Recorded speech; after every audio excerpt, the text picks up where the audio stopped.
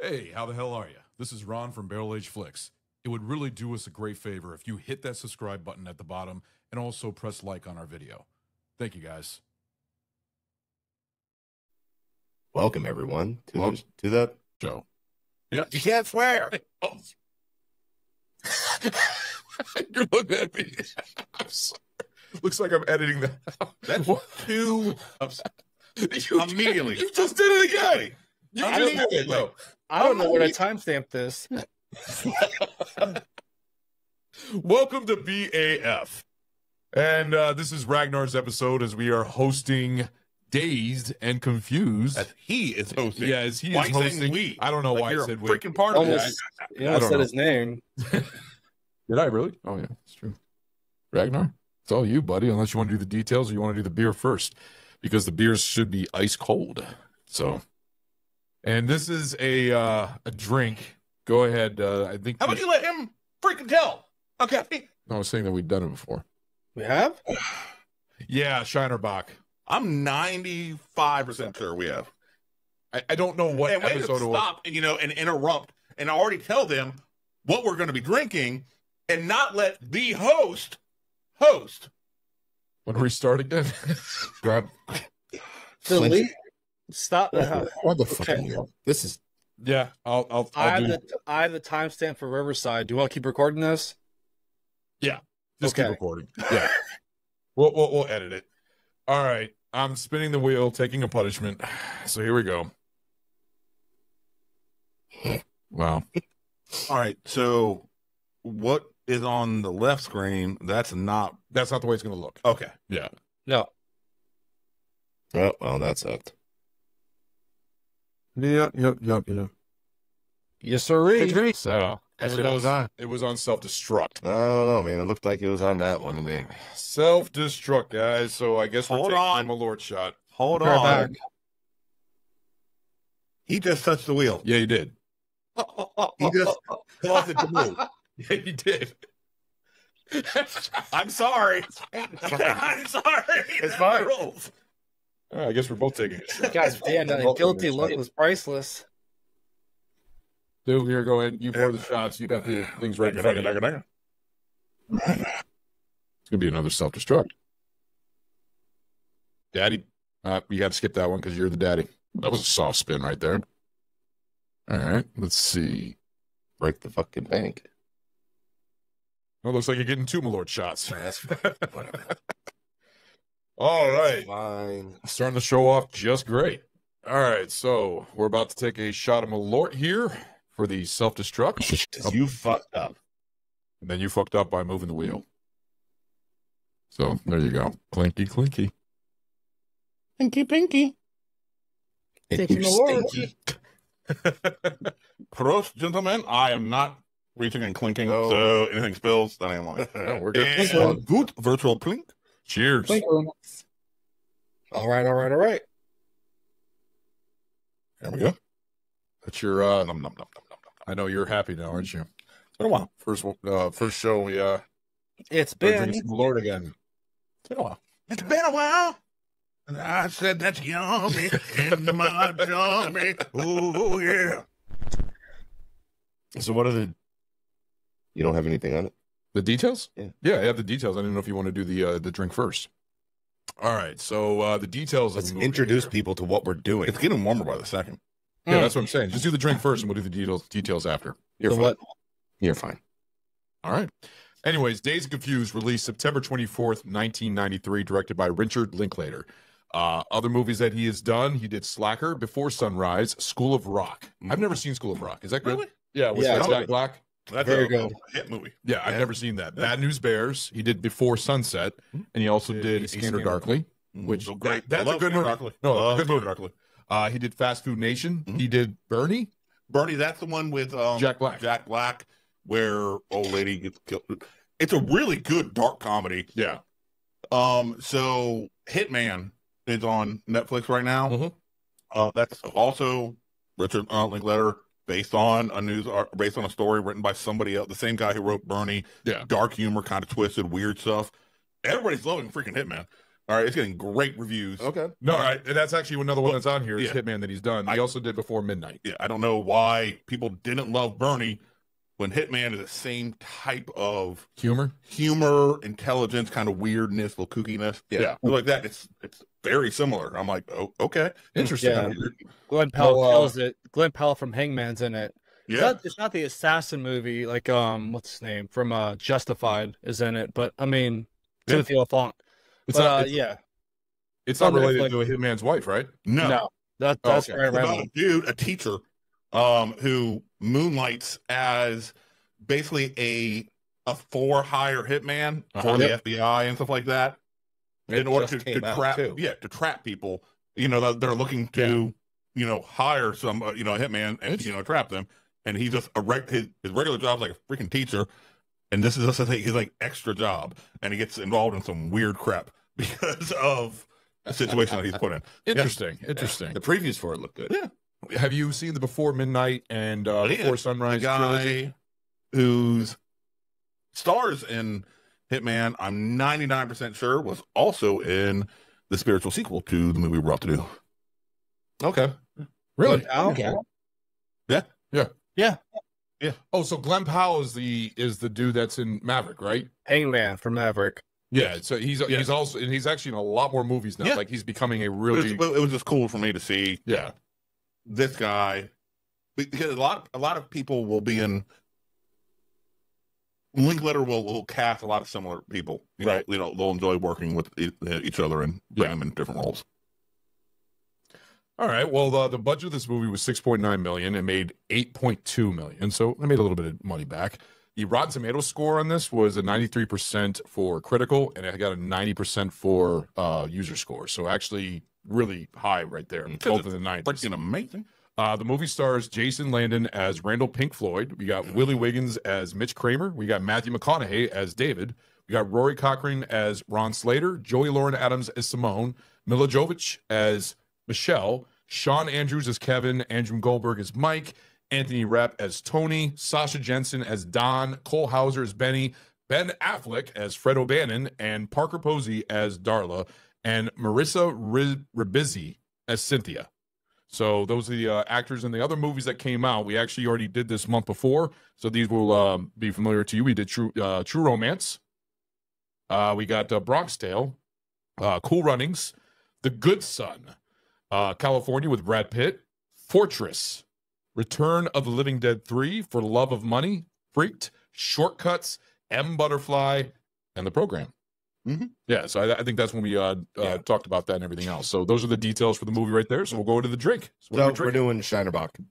Now, whether we fucking did it prior to, I don't know. I don't care.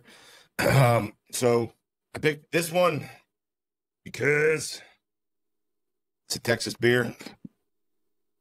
And because of the shiner at the end of the movie.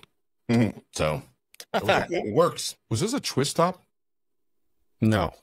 Because I No. opened it with my hand. Yeah, I guess it was. Yeah, I think it was with You got when I because popped it felt weird. Yeah. because I opened it with my hand. I'm seeing both of you using a I fucking just bottle used opener. to. I'm just used to using an opener for it. So, It popped weird. I'm like, okay. All right, cool. all right. Well, Cheers. Roast. oh, Let her rip. Original pro. Cheers, Goop. Nice beer. It's not a bad beer. It's a nice beer. mm-mm. That is what. It's funny. That's 'cause what you would imagine a beer to be. All right. Yeah. You just throw a random beer in your head and yeah, that's a beer taste. That's it. See, when I think you said that the beer that they made in the movie was made for the movie. Yeah, basically. The beer that they had in the back of the car, the trunk. Yeah. Because so what made you want to do Shinerbach? I just told you. I didn't hear you. I wasn't paying attention, I guess. Jesus. It's from Texas and the shiner at the end. Thank you, Goot. God, I'm an idiot. Thank you. And you're sitting right next to me. Yeah. Well, it's me. We're talking here. God damn it. I'm so sorry. Yeah, the scary thing is this reminds me of a summer ale from St. Adams. It's a perfect. A little. I can see. Yeah. I can see the similarities. Yeah. It's a very easy drinking beer. Mm-hmm. It's a good summer beer. Yeah. No, ice cold. This is great. Ice cold. It's refreshing. Our It's brewery. nice and easy. Yeah. We're proud to be Texas' Drink. oldest independent brewery since 1909. We've brewed every drop of Shiner in Shiner, Texas. Okay. Cool. And independent to the last drop. So who starts first? Goop, how about you start first? Oh, excuse me. This is definitely 2 thumbs up. This is the perfect summer beer. I mean, this is refreshing. It reminds me of a summer ale from Sam Adams. 2 thumbs up. Nice. I definitely give it a 2. 100%. It's nice. It's light and easy. You can crush a case of these. Oh yeah. I'm assuming without any heaviness in your gut and feeling nice. Yeah.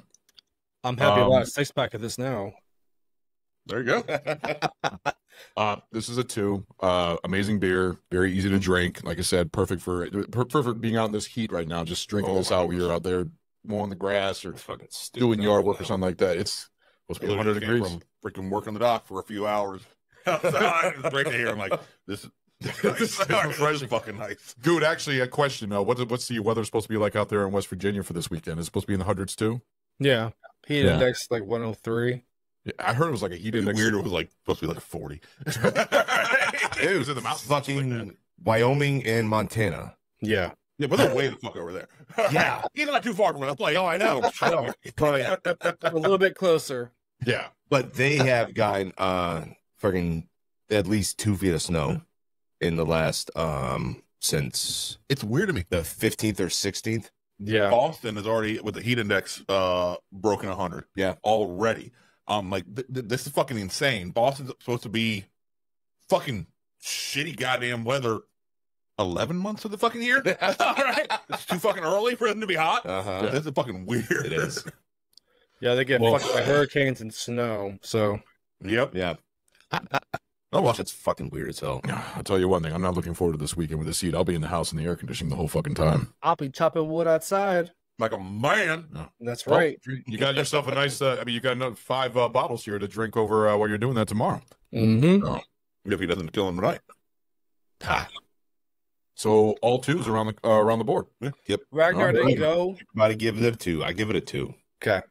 Very smooth, light, refreshing, airy, crisp, easygoing, lovely. It's very explorative. You know, Put ram on it. in your mouth. It's shiny. Ram in your mouth. Ramrod. Ramrod in your Yeah. mouth. Every Ramrod rod right as well. Sketchy motherfucker. Oh yeah. What's the Hakua. 2024. what is the brewery though? Her dad. Her dad must be fucking hating life right now. Read that top red. What is that? What is that? Fraud didn't get that at all. It's Oldsel? priceless. Spotzel? I guess that's the brewery. I would assume so. Spotziesel. It's got a T, Z, and L. I have no idea. This is That German. ain't Spetzel, but it's close to Spetzel. Yeah. Yeah. Yeah. No, that's a good one. No, I mean, it's a good one that you brought forward, especially, refreshing, especially you can just see this in the back of a trunk of a car, a whole bunch of bottles and just like grabbing one and just drinking it, basically just hanging out, in a parking lot with all your friends right after school ends and everything else. I really like that scene where they had the fucking trunk full. That brought me back so much. That brought me back so much. Bro, especially when the guys when he throws the bottle over to the guy that he just paddled, he says, "Why are you wasting the fucking beer? Throw one into the They crowd." throws another one. Why are you wasting another one? Another beer. I was laughing my ass off. I think that was Benny, right? Yeah. Yeah. So Banyan O'Banion. we're going to go ahead and take a break. So we will be right back. Hey, having a hard time trying to stay up, trying to record these podcasts late at night? Or are you up late working, driving trucks, working in the shop, trying to provide for that damn family of yours? You need coffee. Well, let us tell you about this one company we got right here. It's called Coffee Bros. Now, they got a very select blend of different roasts, light roast, medium, dark, espresso. Now, each one of these has its own flavor profile. These two brothers from New York made this amazing company with an amazing coffee that you could order online. So you just had the espresso roast. Yes. And did that thing wake you up? I couldn't go back to sleep. Oh, man. It was smooth. It Nice. had that nice chocolate taste to it. You can just taste the chocolate. Mm-hmm. and it doesn't give you that bite like other coffees do. Or bitter. No, definitely not bitter at all. This is smooth, sweet, aromatic. This coffee here will absolutely wake you up when. The coffee here is dedicated to freshness, quality, and consistency. Use the code BAF10 to get 10% off your entire order. The link for the website is in our show description. I'm telling you guys, it's worth it. This coffee keeps you awake, especially with the late podcasting that we do. Yeah, it's very. Try out Coffee Bros. Coffee Bros! All right, we are back with No, we're not. Dazed and Confused. No, we're not. Nope. All right, so why'd you pick this movie, brother? I don't know. Everyone's Dazed and Confused. Yeah, basically. By the way, I like the paddle. Thank you. Yeah, he's got that in the picture. I like the paddle. Yeah, Ragnar designed No, that. so, what were we doing? Oh, me and Snow were going to dinner one night, and one of the songs just came on the radio. So I was like, fuck. And I was talking to her about Dazed and Confused, and she's like, I've never seen it before. So I texted him. I was like, dude, take Airheads off and put Dazed and Confused on. Mhm. I'm doing this one now. Which song was it? Huh? I don't even remember, honestly. I really don't. But it reminded me so much of. No, it's not Aerosmith. The soundtrack for the fucking movie was goddamn killer. It was. It cost much money too. So, all right, I'm gonna get into that one here. Mm-hmm. The movie came out in '93. When did you first see it? Do you remember? 94-ish, Yeah. 95. 94-ish feels right to me. Yeah. Yeah, because I was That's when it came out on in middle school. VHS. Yeah, I was in middle school, and I definitely got high watching this. Definitely. I saw this around the same time as you, about middle school. I remember seeing it on, like I said, HBO, Cinemax, and everything else. But I remember having a great time and loving the what's the dude that is always high, the one with the long hair? Because he was actually, Oh yeah. That he was another character in the movie Empire Records, which I enjoyed. which was great. He was Yeah. great in that. But he to me was hilarious in the movie. But yeah, I saw this when I was young. And Goot, when did you first see this?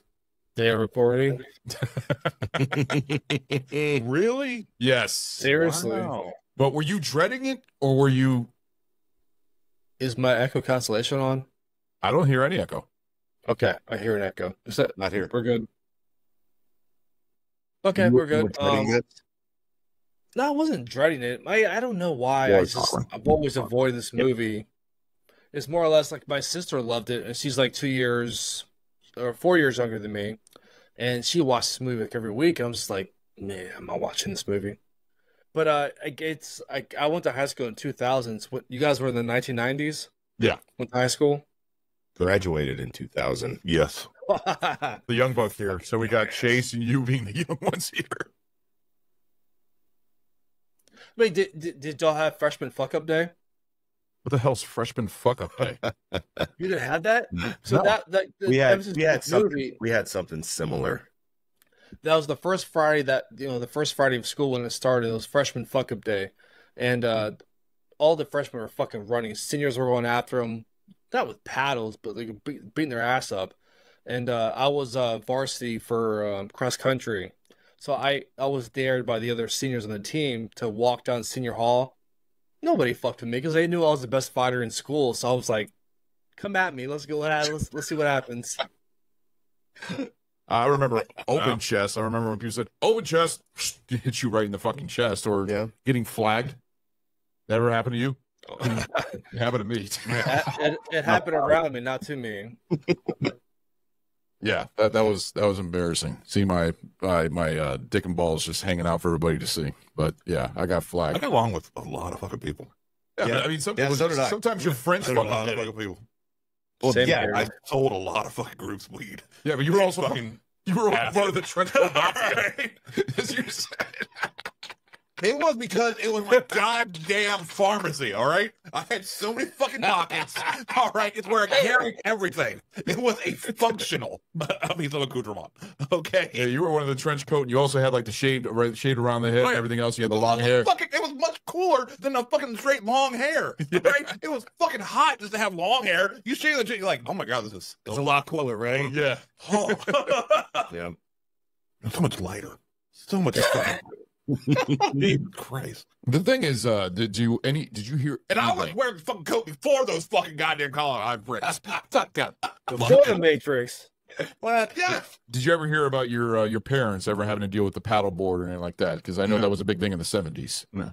Yeah, so I was actually going to ask my dad about that because he went to school in the 70s, high school, and I was curious that was actually a real thing. So I don't know if you did any research about that or knew anything about It depends on where you're at. Yeah, it had Location. it. Oh, okay. So in the movie, it's in Austin in the 70s, and it wasn't that big. Yeah. Really. So like it was a thing, really. The guy the teacher, the woodshop teacher in there, he's actually a real teacher and shit that was sleeping in the woodshop. He was a real teacher. Oh, no shit. In that school. No shit. And like from when I was looking stuff up, That's perfect. I think this was dated a couple years ago. Yeah. Supposedly he's still working there. Like he's probably Still like sleeping. fucking 90, sleeping his He's ass still off at his working desk. at the school there? I guess. I don't know. Oh, I don't know shit. if he's dead now or not. I like the Vietnam the Vietnam vet. Oh, in the middle school? Yeah. Yeah. He made me fucking Get me all going there. 25 later, I ain't coming back. Well, that made me happy. That made me Yes. very happy. Well, he was all for it, but go ahead. What? No, what you were saying something. No, I was just saying that the amount of all these friends together, Benny, Don, which Don was my favorite. He was fucking hilarious. The one with the overalls in the beginning. Don was my fucking man. That's who I both fucking with right there. I fucking love Don. I'm like, he just wants everybody to have a good fucking time. Yeah. That's all. That's all he fucking wants. Yeah. That's all I wanted. Benny was more of like the pissed off, but then you had Ben Affleck's character who played Fred O'Bannon. Oh, fuck him. Canyon. Oh, Hey, great job writing a fucking asshole. He did a that good you job. Fucking hate. he did a good fucking job. Yeah. That's who he is. Oh, Yeah, In real life. there's a lot of interesting things I got for this film. Oh, good. So Let's hear it. so first of all, the name of the movie is from a Led Zeppelin song. Oh shit. Yep. And it fits the entire film Oh yeah. completely. So Langlater's Hold on. second, That's supposed to be the last day of school, right? yes. yeah.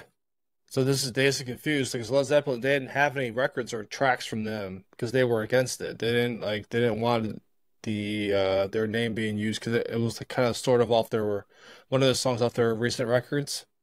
Yeah, it was. That's why the lead guy, the quarterback, was his nickname was Pink Floyd. Pink Floyd. Yeah. Yeah. Yeah, but he took the name from the song as the Because that was the last day of school because it was like due to copyright issues, due to the new connection to Led Zeppelin song. Yep. The band didn't allow their music in the film. yeah. There was a few bands that didn't want Okay. their music in the movie. But since this was actually his second film, and the first one, Slackers, Yeah. which you mentioned earlier, Yeah. It's basically like a film where the camera's constantly going and it's going from a character to another character to another character, and it's just constantly going over and over and over again. Mhm. Oh, I'm sorry. I didn't know you were going to explain that. Mhm. Trying to help you. Mhm. I'll keep my mouth shut. Mhm. Zip. There you go. managed a soundboard. Oh, fucking goddamn night. It's been stepping on your dick. I know. I swear. It's fucking annoying as shit. You know what? Do it. Fucking break it. Goddamn. What, am I supposed I will. Am I supposed to fucking bend over and let you hit me with the paddle? Stand up and Yeah, do it. yes. Yeah, absolutely.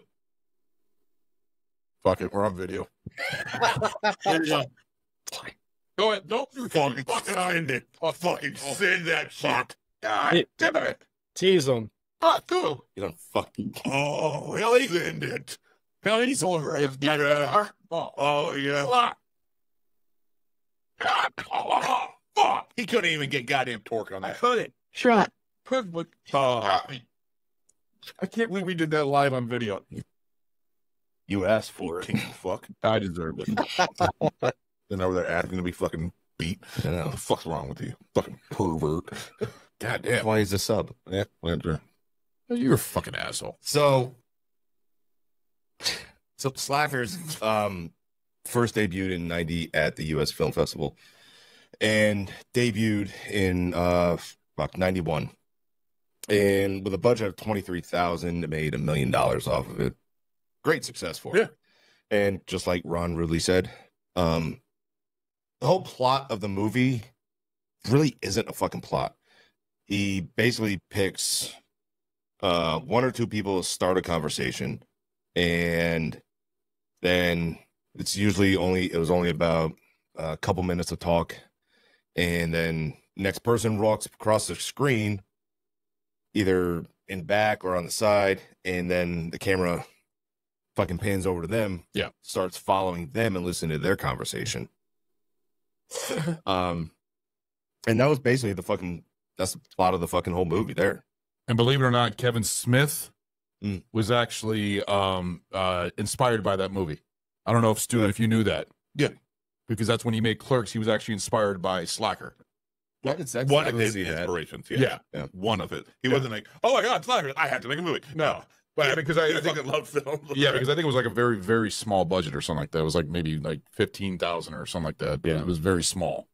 But The film, The Slackers, actually got the attention of Jim Jacks from Universal Pictures, and he actually secured. You guys. And I just double checked to make sure I wasn't losing my fucking mind. You keep saying slackers. You keep saying slackers. Slacker. But you keep saying slackers. Thank That's you. a different movie. That's a Thank- totally different fucking movie. You can call That is an early 2000 fucking movie. You threw me off the entire time. I'm like, which movie? They say Kevin Smith. I'm like, which one? I'm like, okay, Slacker. Yes. Slacker's the one with Devin Sawa, I Yes. believe. Yes. Yeah, I'm sorry. Yeah, it's just And the you keep S. saying fucking slackers over and over and over and over again. And then you do too. I'm like, fuck. Am I the one who's wrong? And I'm sitting there looking at it like, oh, all right, cool. I looked it up. I'm yeah. like, this isn't right. I'm like, I'm confused. I'm like, okay. Yeah, because I think that's Schwartman in it too. Jason Schwartman in it. Yeah. Yeah. Yeah. I remember that Yeah. movie. Yeah. So I'm going to say, Ron, since you fucking started it, you fucking goddamn it. What the fuck? You said it wrong since the intro. Do it. Since the fucking intro. But wait. All right. I get paddled and then I get fucking punished. All right. Yeah, bitch. Once again, no vote. From I that. was waiting for it. Barrel of Punishment. Yes. Haven't had that one in a while. From the new barrel. That you crushed. No, I didn't crush the new I barrel. didn't crush the new Yeah, one. fucker. Southern Comfort. All right. Nice. You do that. Go SoCo. Oh. So, like I was saying, that film actually caught Jim Jacks of Universal Pictures' attention, and he was actually able to secure him the $6 million for Dazed and Confused, which most of this fucking budget went to securing music rights Oh, yes. because I didn't know that. all of I could definitely see that. all of the music that's involved in the film, which is, so we'll go down the list here. Rick Derringer, Rock and Roll Hoochie Coochie, Foghat Slow Ride, Alice Cooper's School's Out, Black Oak Arkansas's Jim Dandy, ZZ Top's Tush, Ted Yes. Nugent's Stranglehold, Mhm. The Runaways, Cherry Bomb, Sweet, Fox on the Run, or Lowrider, Deep Purple's Highway Star, Kiss's Rock and Roll All Night, Love that song. of my Black favorites. Sabbath Paranoid, That's Leonard dope. Skinner's Tuesday's Gone, Nazareth Love Hurts, Edgar Winter Group Free Ride, Aerosmith Sweet Emotions, and Bob Dylan's Hurricane. When So $6 million, a $6 million budget, say about 3/4 of that actually went to It was 1/6 securing of it. music rights. They could be using that $6 million to Fucking make a man. Yeah, I know, right? Yeah. What was your favorite song? Probably Free Ride. I love fucking Free Ride. Free Ride's good. I like Jim Dandy. Jim Dandy's awesome. Kiss. Rock and Roll All Night. I love that song. I love Kiss. So. It's a great song. It's just, unfortunately, I think it's Overused. yeah. So I've always Free loved that Ride's song. overused, but every time it's used is perfection when it's fucking used. It feels just right. It's like, yep, this makes sense. Goop, how about you? I don't know. School's out forever. Okay. Alice Cooper. That's a good one. Yeah. Great fucking songs. Great. But honestly, if they didn't blow the fucking budget on picking these songs, I don't think the movie would have fucking worked nearly as well. I know. So you think that this movie, if it didn't have the soundtrack, The wouldn't have worked? soundtrack with its own fucking character. So it's like It Highlander. was. Yeah. No. Well, you gotta figure. As far as the soundtrack elevating the fucking film to a new goddamn level versus what the film would be without the soundtrack. Because this is a weird, perfect anthology movie. Because you have all these different set of characters, and you're moving smoothly throughout the entire storyline, intermixing between them, and the soundtrack is immaculates the whole fucking time period. It's just a beautiful harmony. Absolutely. Yeah. What's good about what I like about this one is, each scene has its own song, basically. Mhm. Each major scene has its own 100%. song, and each song correlates so fucking well with what you're actually looking at and seeing. And it worked out fucking perfectly, just like you said. If they didn't have the music or any other music in there, Mhm. it would have been a completely different film. Oh, I was getting hyped up just hearing Aerosmith in the beginning when it was just playing with that.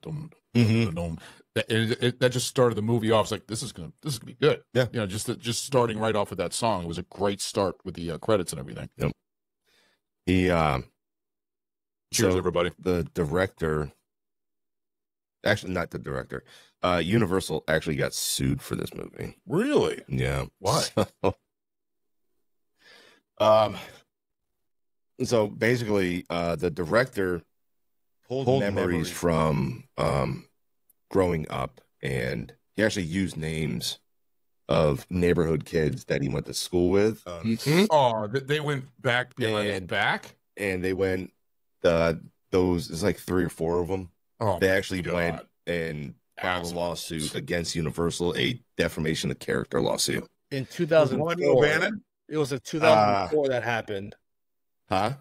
That happened in took them that long? 2004. Exactly. Yeah. Yeah. Holy shit! Yeah, it didn't go anywhere because of statute of limitations. Okay, So they threw it out. I'm trying But to it think. took it took them that long I wouldn't have even to thought fucking do that. court can't last that long. I mean, they could just keep. No. No, they It wouldn't have- filed. It wouldn't have been thrown out for limitations if they filed it within time. Yeah. All right. Oh, okay. Yeah. It's like they did it in 2004, and so Okay. I I think that feel statute's like 10 years. Let's see if we can have the names of who it was. Yeah. Okay. Let me see if I can guess. O'Bannon, one of them. Fred O'Bannon, Ben Affleck's character being more of the asshole. Fred O'Bannon. Yeah, it was Fred Yeah, O'Bannon. Fred. Whatever the air raid bitch was. Which one was he? Is she the one that got drunk at the end and she was trying to get the other chick to air raid while she was flirting with the guy? bitch. Which was it I've Parker seen Posey? it. Is that Parker Posey? Yes. Yeah, I- Parker Posey's character. What else has she been in? Because she looked Parker fucking- Posey? Parker Posey does fucking everything. How the fuck do you not know Parker Posey? Some names I do. fuck is wrong If with I see a video or a picture, then I understand in a movie. But the actress name. All right, Parker Posey, list of movies.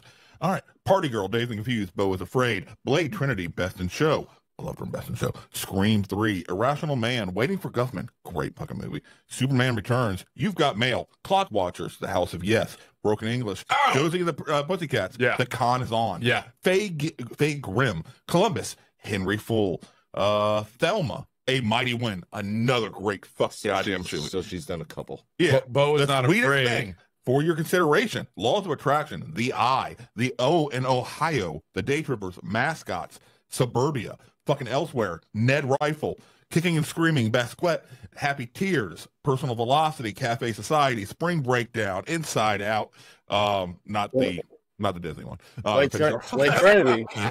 Clarify that. A little different. Adam C, Price Check, Grace of Monaco, the original motherfucking Scream. Yep. The original motherfucking Scream, bitch. All right. The Doom Generation, The Architect, Sleep With Me, The Anniversary Party, The Misadventures of Narrowlet, Hell on Heels, Flirt, the 04 Frankenstein. Where was movie. she? Where was she? Yeah, Coneheads, motherfucking Coneheads, bitch. Yep. She was a goddamn Coneheads. How do you not know Parker Posey? Fuck you. Get him. There's two from this movie in Coneheads. Yeah, that's what I was just thinking about. Yes. The other chick was in Coneheads, but because I remember she had a weird fucking sex scene in Beau Is Not Afraid where she actually dies on top of him. It is in like a frozen. No, I know who she is now. It's just I don't get names all that time. I don't get all the names all the time. But She's known. her face. Yeah, no, She has such a unique, Very unique look to her. Yeah, she was one of She's pretty, but also looks like a raging fucking bitch. and she played a lady in this one. Yeah, she does amazing at that. Yeah. She's typecast for it. She really is. Nails it out the fucking park. The other Conehead. Amazing wrestling bitch face. Uh-huh. All right. The other Conehead though, she was also in Major League 2. She was actually Yeah. the love interest in Major League 2. Yeah. But I've only seen her in other than that, she hasn't been in that many movies other than that. But there is a lot of actors and actresses in this. But what are the names that you're talking Well, about? you were guessing. Okay, so O'Bannon. There's all right. three. Darla Marks, which was Parker Posey's character. No and no. Really? No. I'm just trying to think Benny. of ones that came off looking like fucking dicks. Is it Benny? Hold on. Don. Ron Slater. Yeah. That's one. The fucking pothead. How about Don? Yeah, man. I hope it wasn't Don, because Don was awesome. Trying to think. Kevin Pickford. Nope. Oh, okay. Pink Floyd? There's another. Really? Oh, okay. He didn't come off looking like a fucking asshole at all. Well, it's the actor, not the No. They were trying to sue based on defamation, which means they're implying some negative shit Yeah. about them. All right. goes to show you that you don't So- know people these days. So Slater Snowflakes. sued because They played a pothead. Yeah. yeah. Saying that he's not a pothead. Yeah. Floyd, he was suing because They said he got too much pussy. I mean, Yes, what? I don't fucking know. I don't know. Maybe the fucking the Mike Moon Newhouse? Tower scene. Mike didn't- Newhouse. No. Okay. Mila Jovovich, his character? No. Tony Don- Olson for implying he's a fucking pedophile. Don Johnson. Dawson. Which one was Matthew McConaughey's character? It's Don That's Dawson. David, David Wooderson. Was he one of them? He was the last one. Oh, there you go. Yeah, he definitely was more of a pedophile than the other one. Definitely. Fucking. But he's the character that's I more never recognized. liked that character, He's the more I like the popular character, character in Dazed and but I Confused. did not like his defining attribute. I did Wasn't that- not like him. Wasn't that Matthew McConaughey's first movie? It was. Yeah, that's what I figured. It Oh was. my god, And that's so his- fucking dirty of a character. And everybody loved him. And I did not. I was like, man, this is a disgusting piece of shit right here. I keep getting older.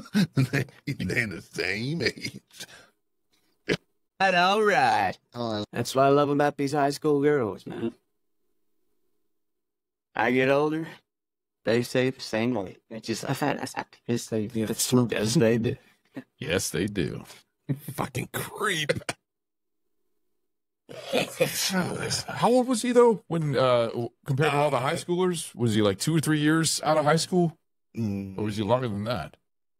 Oh, in the film? Yeah, his character. A couple years. This was just a couple years, so he was I would about, assume. so he was like 20, 21. Figure most of those guys, probably he was a senior, Yeah, a junior, or senior when they were a freshman. yeah. So give or take. Which I forgot that back then the drinking age was 18. It wasn't 21. It was Yeah. 18, so you can get beer at a younger age. Yep. Just like Mitch did. Yep. Little fucking 14-year-old Hey, shit. that fucking gas station clerk was pretty fucking cool when you think about it. I mean, he was just like, "Oh, you have a good time," and the kid was really trying to play it off like he was, "Oh yeah, just working in the city, and I got this new job right here and everything else," and it's just like, what the fuck? You guys never tried before? Buying alcohol? Oh, I have a shit ton of times, dude. My gas station that was Yeah. right up the road from me, I would go in there all the time. I was 14 or so, 14, 15 years old. I'd fucking go in there. I'd get a can of fucking dip, and I'd buy a little bottle of either Jack Daniels or Jim Beam. Shit from behind the counter. That's what they sold at gas stations. And he wouldn't even fucking say shit to me. He actually told me one day when I went in there to go get a can of dip, to come back in like 5 or 10 minutes.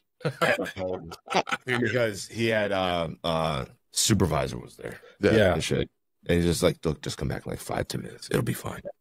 Didn't you work at 7-Eleven? You used to just take the shit? Oh yeah, I made a lot of fucking money. I'm sure a lot of teenagers came up to you, "Hey, can you buy us this shit? Can you?" Oh, so I worked there. We have time for a tangent. Go ahead. Okay. That's what I'm trying, taking over your show. Be respectful. So I worked there. I still remember that. This was shortly after cigarettes became over $2 a pack. Like $2.25, $2.50 a pack. Jesus. Yeah. All right. Fuck, that was cheap. So I was selling beer and wine coolers and shit like that to under 21s and things like that, and pocketing the cash and then just screwing up the numbers so that it looks like the counts were right. And it's pocketing the straight cash. And then I would do the same thing with cigarettes. But I had a deal worked out with this girl that I was fucking her dad. He worked at a trucking company. I'd supply him with cigarettes. He'd sell them to the fucking truck drivers. He'd sell them for $1.50 a pack. He'd give me $1, and he'd give it 50 cents. All right, so I just had steady cash coming in. All right, I had this one party I was getting ready to go to, so I said, "Hey, I'm gonna get probably about 100 to 200 cartons. You good with that?" He's like, "Oh yeah, I'll be able to fucking burn those real quick." I'm like, "All right, cool." Because I wanted the money to finance some party favors. All right, so I go to this, store. I had a little fucking S10 pickup truck with a toolbox and shit like that. I had the entire fucking toolbox full of goddamn different cartons of smokes and everything like that. I was fucking ready to the fucking brim. All right, of shit like that. And I still remember I got off work. I took off my fucking little 7-Eleven smock and threw it on top in the trunk like I always fucking do. I'm fucking walking out and threw it down. I'm leaving. It's probably 2:00 in the morning. Yeah. Roughly. I just finished my shift coming down the main road in my county at the time. And this asshole was riding my fucking ass. And I still remember this was shortly after the cops switched from the fucking square headlights to the fucking rounded headlights. So I didn't recognize this motherfucker was a cop because he had the rounded fucking headlights. It pissed me off. So he said, right in my ass. I would speed up, right on my fucking ass. Yeah. What the fuck is this bullshit? All right. So I was smoking. I was probably 16 and a half. 17 at the fucking time. Fucking toss a cigarette out the fucking window. The second I toss the fucking cigarette out the window, gun bolts come on. Yeah. Like, you motherfucker. You piece of shit. Fuck you. Yes. Pull over to a fucking parking lot. I remember it was a Food Line parking lot. And of course it's closed and stuff like that. Yeah. Like wide open fucking parking lot. Cops like, was that weed? I'm like, no, the fucking cigarette. I got my partner coming, and they'll be searching the side of the road. They find a fucking joint. It's your ass. I'm like, they find a fucking joint. It ain't fucking me. So fuck off. No, you are not fucking putting this on me. It very well could have been at the time. Luckily, it wasn't. Like, no, you are not fucking nailing me. Fuck you. He's like, all right, state of Virginia, let you know. Minors with possession of tobacco, that's cause to search. That's grounds to search. So I'm like, all right. Really? Yeah, it is. It's 100% legit. 100%. Because they could see the pack of cigarettes, my personal pack, you know, so yeah, at the time, sitting on top of my fucking dashboard. All right, and that's where I, you know, driving home. This fucking tall smoke's right there. So he's like, all right. So he searches the fucking cab. All he finds is like a couple packs of smokes, some Black and Milds. That's all I fucking found. At the time, like, he's like, all right. Oh, this is all I found. All right. I'm gonna have to write you, you know, probably for underage tobacco. All right. No big deal. Oh, by the way, I need you to unlock your toolbox. Oh. Fuck. Okay. I unlock it. I immediately step back and just, Yeah. there ain't nothing I can fucking do at this point. He opens it up, sees the 7-Eleven smock, grabs it, pushes it down, looks in, does a literal double take. A literal fucking double take. What the fuck? It's like, what's all this? Cigarettes. Why you have so many? I like to smoke. Why so many different ones? I like variety. I don't think I fucking tell him. I was like, this one's gonna try to nail me for like attempted fucking distribution or some bullshit. Fuck, man. I'm gonna get fucked. At the same time, he'd found a folder or whatever that had the Air Force emblem. I'd already signed up to go into the Air Force once I graduated and stuff like that. So he gets you away? So he's like, why you have this? What is the fucking Air Force? I mean, why else would I fucking just randomly have a goddamn fucking military branch just fucking chilling on a folder? Like, oh, what are you gonna do? Like, fucking messing with security shit? I mean, you probably need a clearance, huh? Like, yeah. Okay. Yeah. So if I write you some felony shit, you're gonna fucking get in trouble. Probably, but also I'm a fucking minor. That shit's gonna get sealed. It doesn't fucking matter. Okay. So he did little digital camera that he had, which was fucking weird because it was not a lot of people had digital cameras at the fucking Was it time. disposable? Or No, it was a digital. It was a fucking digital camera. What year I was was this? surprised. It was 98. So I was shocked to see a fucking cop with a goddamn digital camera. probably big and bulky. Yeah, so he's taking fucking pictures, starts emptying them out, just filling up my fucking truck bed, all these fucking goddamn fucking smokes and cartons of smokes. Just like, fuck, he is fucking gonna nail my ass to the fucking wall. I'm fucked. I am fucked. And then also I was like, I need the money to sell this shit because I need the fucking drugs. I need the fucking drugs. Fuck. He's backing them up after doing them. He's like, all right, go throw these in the dumpster. Really? Like, yeah. But first jump on them so you don't fucking come back for them. Really? All right. So I'm just sitting there jumping in the middle of fucking, like, by this was like 3 o'clock in the morning, just jumping on fucking a big black garbage bags full of fucking cigarettes in the middle of fucking a parking lot. All right. Like, I'm right. I'm gonna write you underage possession. Okay. That's all I can really get you for. Cool. You still got a fine. Okay. What was the fine? $50. Oh, for fuck. $50 fine. That's not bad at all. So I end up fucking doing that. The very next day I go to fucking back to work at 7-Eleven. I restock and fucking goddamn make about $1,500 that night. When I went meet up with them. Jesus Christ. I am a happy man. Gotta do twice the fucking work. I did. That was a funny story. It Now it is. Yeah. At the time, It wasn't. while it was happening, I was like, I don't know what I'm going to get my fucking. No, ass. you were sweating balls. Yeah, because I honestly thought, fuck, he's going to try to get. I don't know what the rules are Yeah. for goddamn distribution. I don't fucking know what the goddamn rules are here. Right.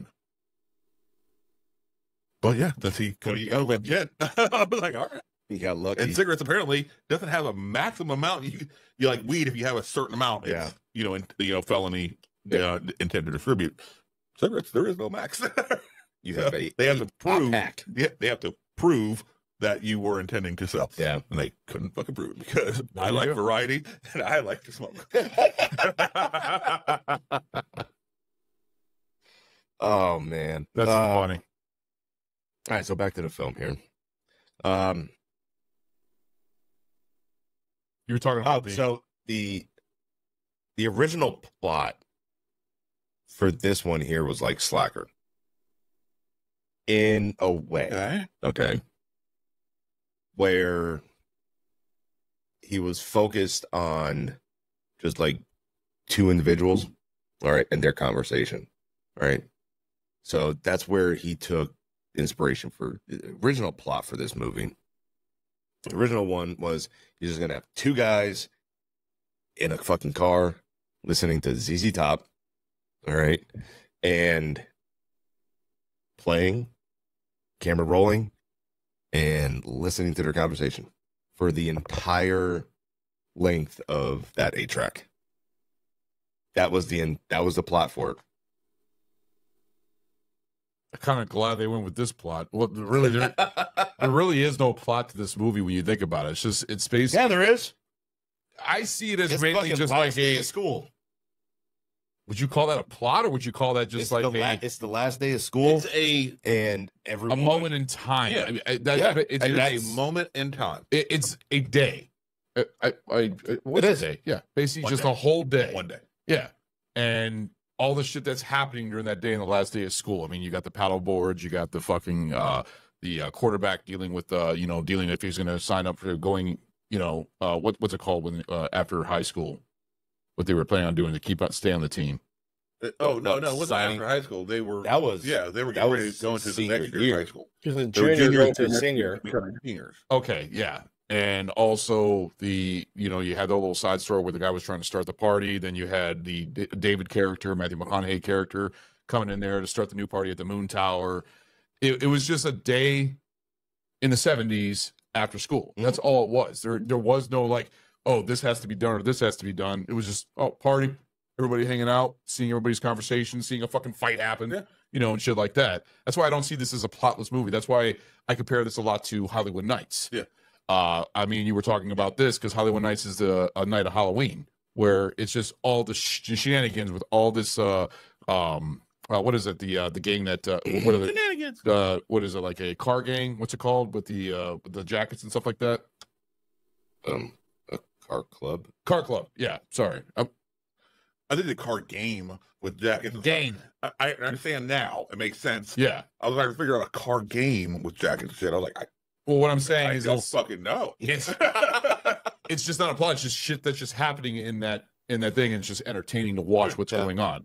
That's basically what it's Snapshot of time. That's all it Yeah, is. which there's movies that are like that.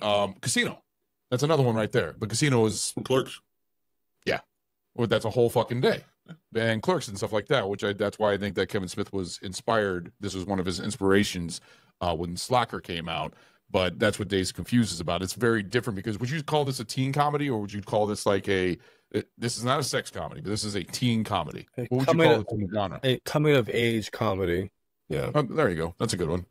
No, it's definitely not I wouldn't say it's a teen. I agree with Goot. It's not a It's teen coming comedy. of age, yeah, but I'm hesitant to even put the term comedy on it. Yeah, it had some funny parts, but it also had some really fucking I'd say it's a nice drama. Especially with the maybe a bullying. dramedy, possibly, but I don't see this as a dramedy. No. I feel it's closer to a dramedy than comedy. Dramedy is going like really into like really like Well, it is labeled It may be as comedy.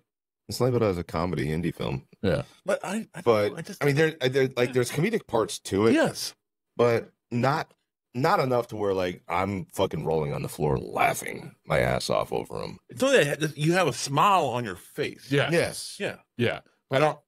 That's why I'm hesitant to call it a comedy. But that's just my personal opinion. Other than dramedy, what else is mixed with comedy? A lighthearted film? Yeah. Lighthearted coming of age tale? This is very lighthearted because this is a very tame film. Like basically with the language, this could be PG-13.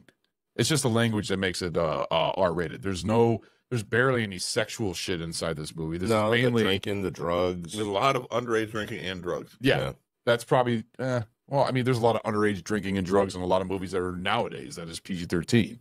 So when you think about it, Different time frame though. yeah, like Can't Hardly Wait. You remember Can't Hardly Wait? Mm-hmm. That had a lot of drinking, a little bit of drugs, little small midgets like weed There's and a stuff lot like of that. fucking drugs. And this one, yeah. Well, I mean, this is the Yeah. 70s. Of course, it's going to have a lot of drugs. Mainly weed, though. Mhm. I mean, that was really the only drug that was in Weed, this movie. Right. Slater popped a couple pills. That was it. Oh, I must have missed So, that part. that was in the beginning. Oh, eat more possum. What's that? Eat more possum. Yeah. Slater was a fun character, though. He was a fun, especially with the whole thing with him getting shotgun when they were fighting for shotgun in the car. Yeah. With him and Don. I think him and Don had this whole little thing going on. It was hilarious between them. When You know what I'm saying? but I like how Betty when was 100% being Cheech at that moment. That's all it was. Yes. He was inspired by fucking Cheech, and he's like, "Yep, that's who I need to be while I'm high." which is funny because his other character in Empire Records is completely the opposite. It's like a completely different character. But the thing is, He's done a lot of things. no, I've seen him in some dramatic movies. He was in another movie with Christian Bale about the when he had to escort an Indian. I forgot what it was, but he was in that. I was like, oh my god, that's the dude from Dazed and Confused. That's also the guy from Empire Records. He's played 310 some. to Yuma? Oh yeah, No, yeah. was he in 310 to Yuma? You said Christian Bale. No, it's another one. I'll have to look it up, but it's actually a really good movie. I'll take a look at what it was. But Benny, the scene when they're going into the wood shop and you just see how he is really working on those paddles, like they were really trying to design those paddles. Yeah. I thought that was really fucking cool. And how they were trying to aim on getting all these kids to bully him, especially waiting at the fucking baseball game. Mm-hmm. But that fucking kid annoyed the hell out of me. I fucking hated that kid. Mitch. Yes, I hated Mitch. He was Why? annoying when he would grab his fucking nose and eyebrow. All right, guys, we got to take a real quick break. We got a little weird thing happening here, so we'll be right back. Well, welcome to the show. You fucking pussy. I don't like snakes. Fuck. You want to be an Indiana Jones? Yeah. I think that's where he made himself afraid of snakes. Uh-huh. Because he wanted to be like Indy. I don't know. Yeah. But even Indy was able to fucking deal with snakes. He didn't like Was it? Yes, he was. He Is didn't he really? fucking like them. But he fucking kept goddamn marching on, didn't he? He shook. Yeah, but he fucking marched on, didn't he? He didn't run away Yeah. screaming like that. And he was goddamn covered. Bullshit, dude. He had Yes, them you fucking everywhere. did. Anyways, Everybody heard it. Your daughters ran outside because of that. I fucking heard it 300 miles away. There you go. thanks, Goob. Appreciate it. Thanks for standing up for me. I heard it. What do you feel about snakes? He doesn't care. He's been snakes in West Virginia all the time, I'm Don't sure. bother me at all, dude. Yeah. I've been in El Salvador in a fucking huge one, swimming under your legs in a lake. That's life changing right there. I would imagine. Yeah, that would be. Water moccasin, man. I've dealt with a water moccasin, and I was a kid, and that shit fucking freaked me the hell out. I was in the water too. Oh. All right, let's get back to the movie. Shut the fuck up. You're fucking. You said you couldn't look into my soul. You're looking at my fucking soul right now, you asshole. All right, let's So get back to Because the mics are down. because I fixed that. Yeah. So you can look No, I at can my. exactly. I can see the skin, little baby boy. I don't like snakes. All right, so everybody, it's no secret. Ron doesn't like snakes. There you go. Stop flexing your calf Beyond muscle. not liking snakes, it's being deathly afraid of snakes. Yeah, I am. That's the only animal. I love spiders. I love bugs. I love They're everything. not really considered it. Oh. They're a reptile. They're insects. Oh, no, I was talking about bugs. Oh. Yeah, no, they are animals. Reptiles are animals. Do you consider them an animal? Got their ass kicked by Liu Kang. Very nice. Very nice, Goot. That was Good job. 2 points. All right, so back to the movie. So to cut down on cost, Cheers. All right. I just make out, dude. You just say just make out? The fuck, Goot? We just talk about making. All right, get back to the fucking movie. I don't. You guys fucking suck. so to cut down on Hey, cost, dude, did you know Ron asked Ragnar to switch to a pineapple diet? Ragnar had refused because of Ron's diabetes. That's one of the cause him to lose a foot. Just throwing that out there. that's what I eat beets now. Yeah, more natural sugar. Yeah. Beets and asparagus. Oh, that's so bad. That's so bad. Oh, if you don't beat the color, it'd be so wrong. Oh my god. Oh, side tangent on that. I was watching porno once. What? And this fucking dude nutted all over this girl's face. She could smell it. It's like, what the fuck? You eating asparagus? I laughed. Was that a porn? Oh, it was actually in a porn. It was in a porn. Oh, God. That's awesome. It's funny. Be a top All search tomorrow for Pornhub. Right. Yeah, if it's not banned in your state. Oh, shit. So the director wanted to cut down a lot of costs, because most of it went to the music. So he wanted to hire local people for their characters and whatnot. And McConaughey was one of them.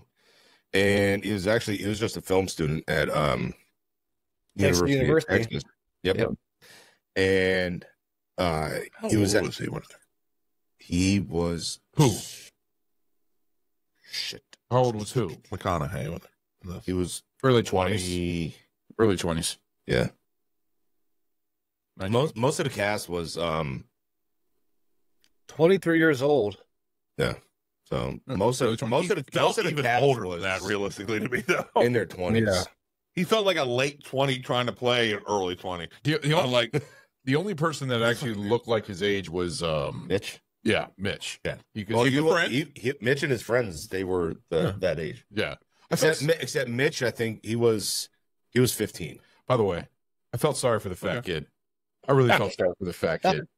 Those fucking two of his friends pulled him out. He was, touching up the girl and everything else, and then he gets fucking paddled. He gets fucking fucked up. I get fucking revenge. He gets revenge though. Well, that is true. That is true. But I hate a little blonde prick. Fuck that little blonde prick. Shit. Exactly. Yeah, 100%. I wish he got paddled. Oh, the one with the fucking the little bitch. Yeah. All right.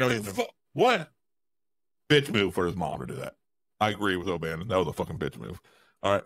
But him sacrificing Mitch, him sacrificing Fat Boy and shit like that, just constantly. And then afterwards, like, oh, let's get out of here. Oh, we're getting out of this fucking party. Oh, no, we can't come back. Blah, blah, blah.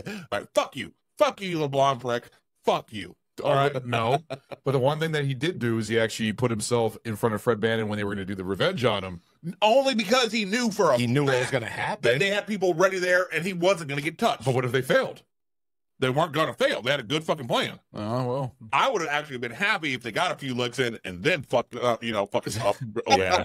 All right. I don't think he got fuck that little blonde prick. One good one. Yeah, I don't think he got it. I don't think he did get any. No, he didn't. No. Yeah. That's why I'm hoping the rest of that fucking summer, that boy fucking was crippled. All right. Yeah. Fuck him. So McConaughey, they were at the bar and his friend was a bartender and he actually pointed out the director of the casting director. Okay. And friggin' he's already drunk. So he fucking walks over there and he starts bullshitting with him. And he got the part. He got the audition for it. And the casting director even said later on that he didn't like him to begin with. Thought he was a creep. He just didn't like him in general to start. And now look where he's at now. Yeah, I know. It's funny. I watched a quick video of his audition tape. It was like him watching his own audition tape. Yeah. Excuse me. And they said that like that was the first time that he's ever seen it, and it's weird. I'm sure he cringed. It's weird to see like audition tapes for those particular scenes, knowing what they are. Yeah. And seeing the audition tape for it. It's fucking weird as shit. The way is they're in a room. Yeah. You know, and he's spitting out his lines, and like bare minimum is coming back. Yeah. For it. It's weird as hell to see those things. Tarantino said this is one of his top 10 favorite movies. I can see that. 70s. I mean, Tarantino was a big fan of the 70s, 60s, and 50s. And plus, it did a great job telling a story. It really did a great job telling a story without needing to be a story. Would you call this a period piece? It's a time capsule piece, I would say. That'd be better. That'd be better. That sounds better. That sounds better. Yeah. But to me, for some reason, like the implication of the term period piece makes it sound like it has to be a lot fucking older, like historical. Yeah. Yep. But yeah, I get it. I technically it would fit as a period piece. Technically, it nailed the tone, the style, the feel, the hairdo, the clothes, everything. Mid to late 70s. Yeah. It nailed it. Okay. Yeah. Good question. I thought. Yeah. They had, aside from the cast that's already there, a handful of others were auditioned, and obviously none of them made them. One of them was Vince Vaughn. Another one was Elizabeth Berkley. Elizabeth Berkley? From Saved by the Bell? Yes. Really? The same one. Wow. So she got turned down for this and then went on to do Saved by the Bell. No. Showgirls. Years later. What was the role she went for? She probably wouldn't win for the bitch, Parker Posey. Posey character? Yeah. Mira Sorvino, Ashley Judd, Brendan Fraser, John Favre, Ron Livingston, and Claire Danes. Okay. John Favre, I can see. John Favre went for this role. I can see him doing Don. Well, Vince Vaughn went for Donnie.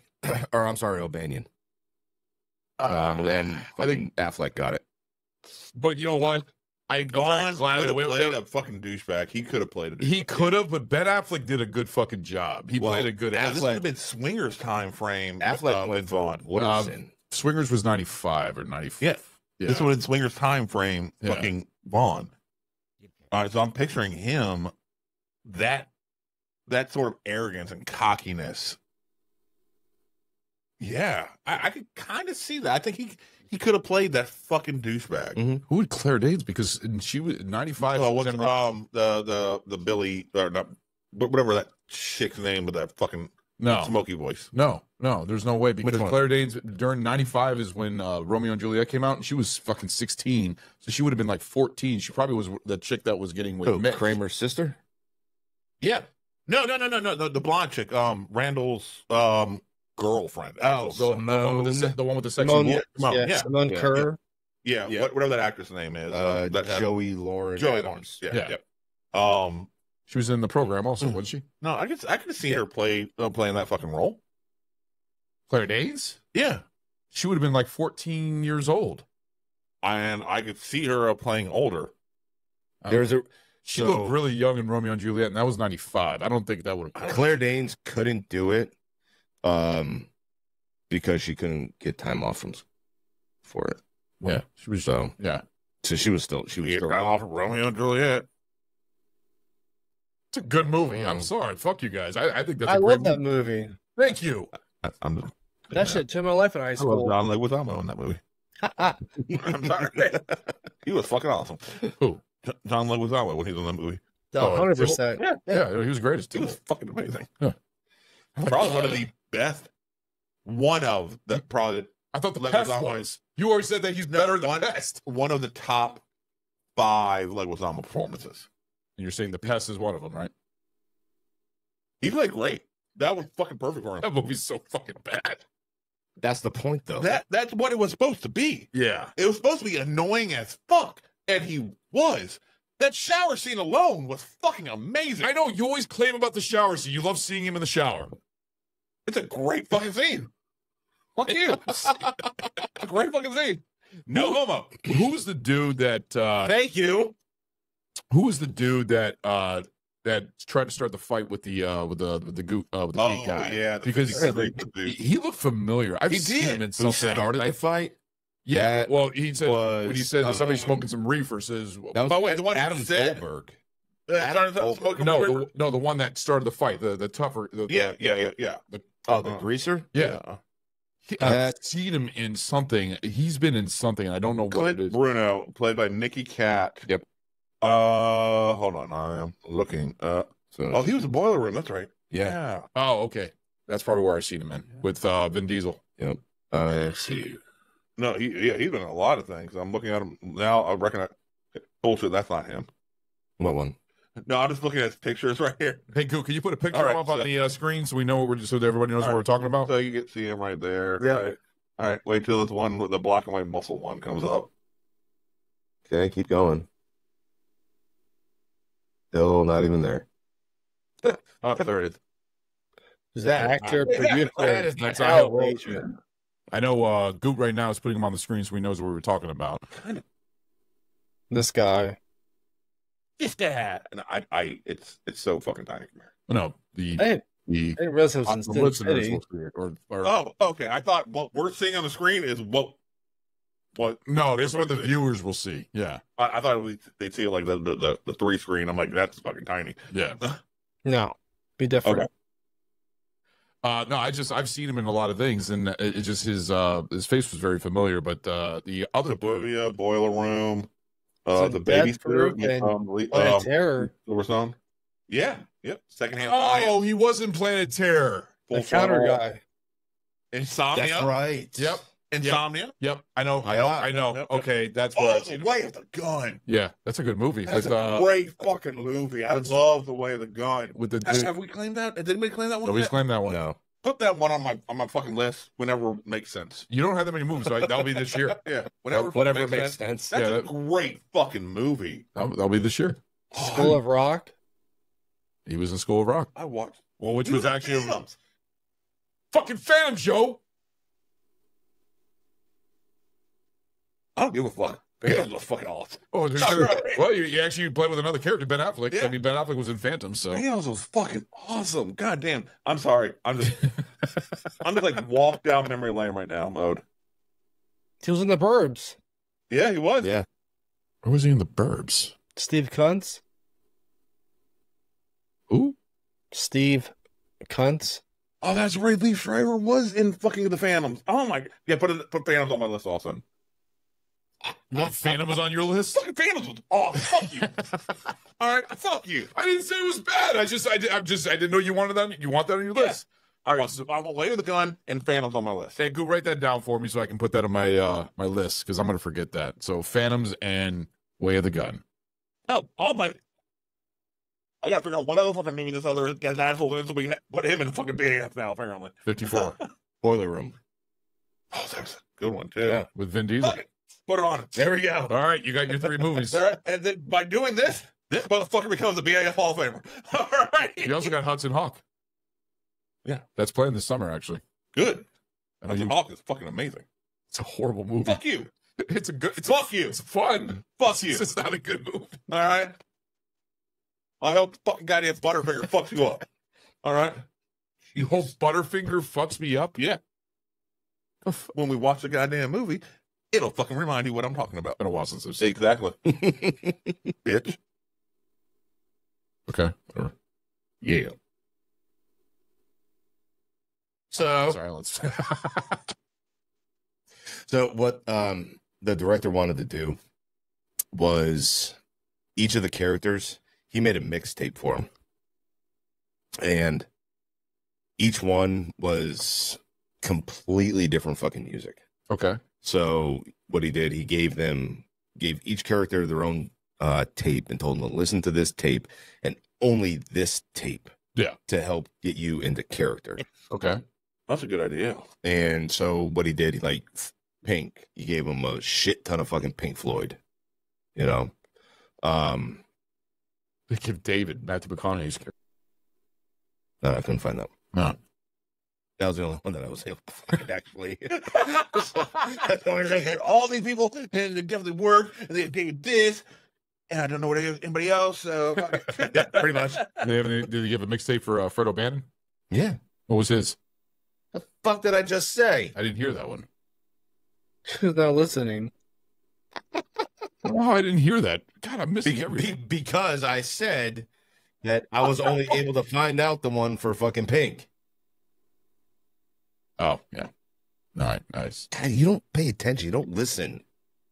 Simple mind. No, it's not a simple mind. It has nothing to do with being a simple mind, Jack. All right? Yeah. No, I saw him in another trailer. He's in another movie. Hudson Hawk. Hudson Hawk. Him and Hudson Hawk. I saw him in the trailer for that. Yeah. You got it. And who is he? Wow. And who is he? Butterfinger. Who's the actor?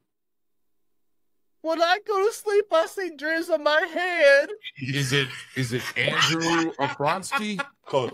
Bronzy, yes. Yeah. I don't know how to say his last name. Yeah. Leatherface and everything else. Yeah. Yeah. Yeah. I think he's almost a BAF Hall of Famer, actually. So with Hudson Hawk. That'll be his third, I think. No, fourth. Fourth? We did Texas Chainsaw Massacre, Batman Returns, The Program, Right. Any Given Right. Sunday. Yeah. Yeah. He'll be a BAF Hall of Famer. Holy shit, yeah. He's in a lot of movies that we've done. Yeah, I'll be fine. This goddamn orphan goddamn Hall of Famers. Fuck yeah. Fucking weird motherfucker shoe. Hall of Famers is awesome. I guess you already have Have you seen Hudson Hawk? A long time ago. Okay. I guess you're doing a Butterfinger drink. Maybe. I'm just going to have gin. If it's Gin? done this year. Gin mixed with Butterfinger. There you go. There's your drink. Yeah, Butterfinger. You already did soaked milk in and gin. You might as well do Butterfinger and gin. Fucking gross, you know? So was milk and gin. Milk and gin wasn't all that good. Butterfinger. Funny. A fucking goober. I know. I love Butterfinger. I'm sorry. Hudson Hawk. Fucking I'm fucking just having a great time when we Hudson Hawk. I just been fucking like, so bad, it's so good. So awesome. Love it. We had a great time. Yeah, they all were having a fucking great time. Fuck. Oh, you already got 4 movies picked this year. Fuck yeah, and there'll be fun movies. They're going to be fun movies. I'm sorry. So they most of this film is all fucking improv. Yeah. And ad-libbed. Which I didn't They know. had Really? They had a base he had a base script, but what the director told the cast and everything was go out there and have fun and just fucking go with it. Yeah, yeah. So a lot of what you see is it's fucking improv for them for the scenes. It's like fucking Wooderson with his line, McConaughey, he didn't have a line there at all. It was when they were driving in to the fucking drive-thru or the drive-in. Mm-hmm. And basically the director told him, he's like, all right. So he's sitting there. He's like, all right. And he's going through his head. I was like, all right, so what is Wooderson about? He loves his car. It's about girls. It's about fun. Smoking weed. All right. Well, that's it. He goes through. All right, all right, all right. And that's how, like, that whole line became famous, is because he didn't have lines for it. Which is funny because that's his thing. Just like his little ritual that he does before he does an acting job. Yeah. Mm-hmm. Mm-hmm. Mm-hmm. Everything else. I think that's hilarious. Yep. So most of it, like I said, most I of think the it's stuff. him just clearing his fucking lung from all the weed. That's all that fucking is. You think he smoked a lot of weed? Fuck yes. He absolutely smokes a lot of weed. 100% does. I don't. Well, there was no weed on set. It was all fucking, it's all herb and such. Yeah. But Yeah. you know, he definitely fucking looks like he does partake. He might have snuck He it. does. He No, might he have. absolutely admits he does. He might have snuck. Him and his potential brother, Woody Harrelson, 100%. They're best friends. There's a very strong chance they are actually brothers. Yeah. Yeah, that backstory is fucking weird. I know. All right. I know. Backstory between Matthew McConaughey and Woody Harrelson. Oh yeah. Yeah. Like there's a great fucking better than average chance they are like biological brothers. I had no idea. Yeah, it's some weird shit happened, and then find out the mom and the dad knew each other, and one's mom was on a break from his dad when they met and became friends with the other's dad, who was divorced from that mom's mom, and there's a lot of weird shit. Fucking, It's a whole big conspiracy online. they're like, no, it's not a conspiracy. Like, No, it's from their mouth. Yeah, they said that and the mom even one's mom even says maybe. Jesus. So, like, Did they grow up together? no. They ran into each other. Years fucking went by, and then found out they became really good friends, and then found out the mom and the dad fucking each other, and it's like, this is fucking weird. That's And weird. they started putting pieces together. Yeah. Yeah, just watch True Detective. Yeah. Oh, they were great together. Yeah. I don't think they knew at the time when they were doing film and True Detective that the chances. Their chemistry together was fucking amazing. It was. Yeah. It was. But yeah, they both love fucking weed. That was actually probably the best season of True Detective, actually. That was the first season of True Detective. Yeah, it was the first, but it's the best. in my opinion. That's what kicked it all off. Who do you think is better, Woody Harrelson or Matthew McConaughey? Depending on the role. Yeah. They're both fucking great. Okay, I was just curious. Yeah. If you had a preference. If it's a rom-com, fucking McConaughey. If it's a comedy, Woody Harrelson. No, it'd be a toss-up. It's not good. McConaughey's funny, dude. Oh, he came. I feel like I've enjoyed more of McConaughey's films as a whole than Harrelson's. You know, it's funny. We're doing another Matthew McConaughey movie next week. Mm-hmm. Tropic Thunder. Yeah. He is in that. Yep. That smaller role, yeah. He's funny. Yes. God, that's going to be such a fun episode of Goot. Fuck That's yeah. gonna be such a fun episode. I'm curious what the drink's going to be. I'm looking forward to that. I'm really hoping it has something to do with blackface. No. It was made in Singapore. Okay. Cool. Interesting. I remember you talking about it a long time ago. I just don't remember what it was when we had you take over that show. Because that went with me, and then it went with you, and then we handed it off to Goot. I So- said it when you called me on Monday. Yeah. Billy. I don't remember. He don't remember a goddamn thing. Come on, man. Simple mind. You know that. Called you silly. Who called me silly? He did? Goot?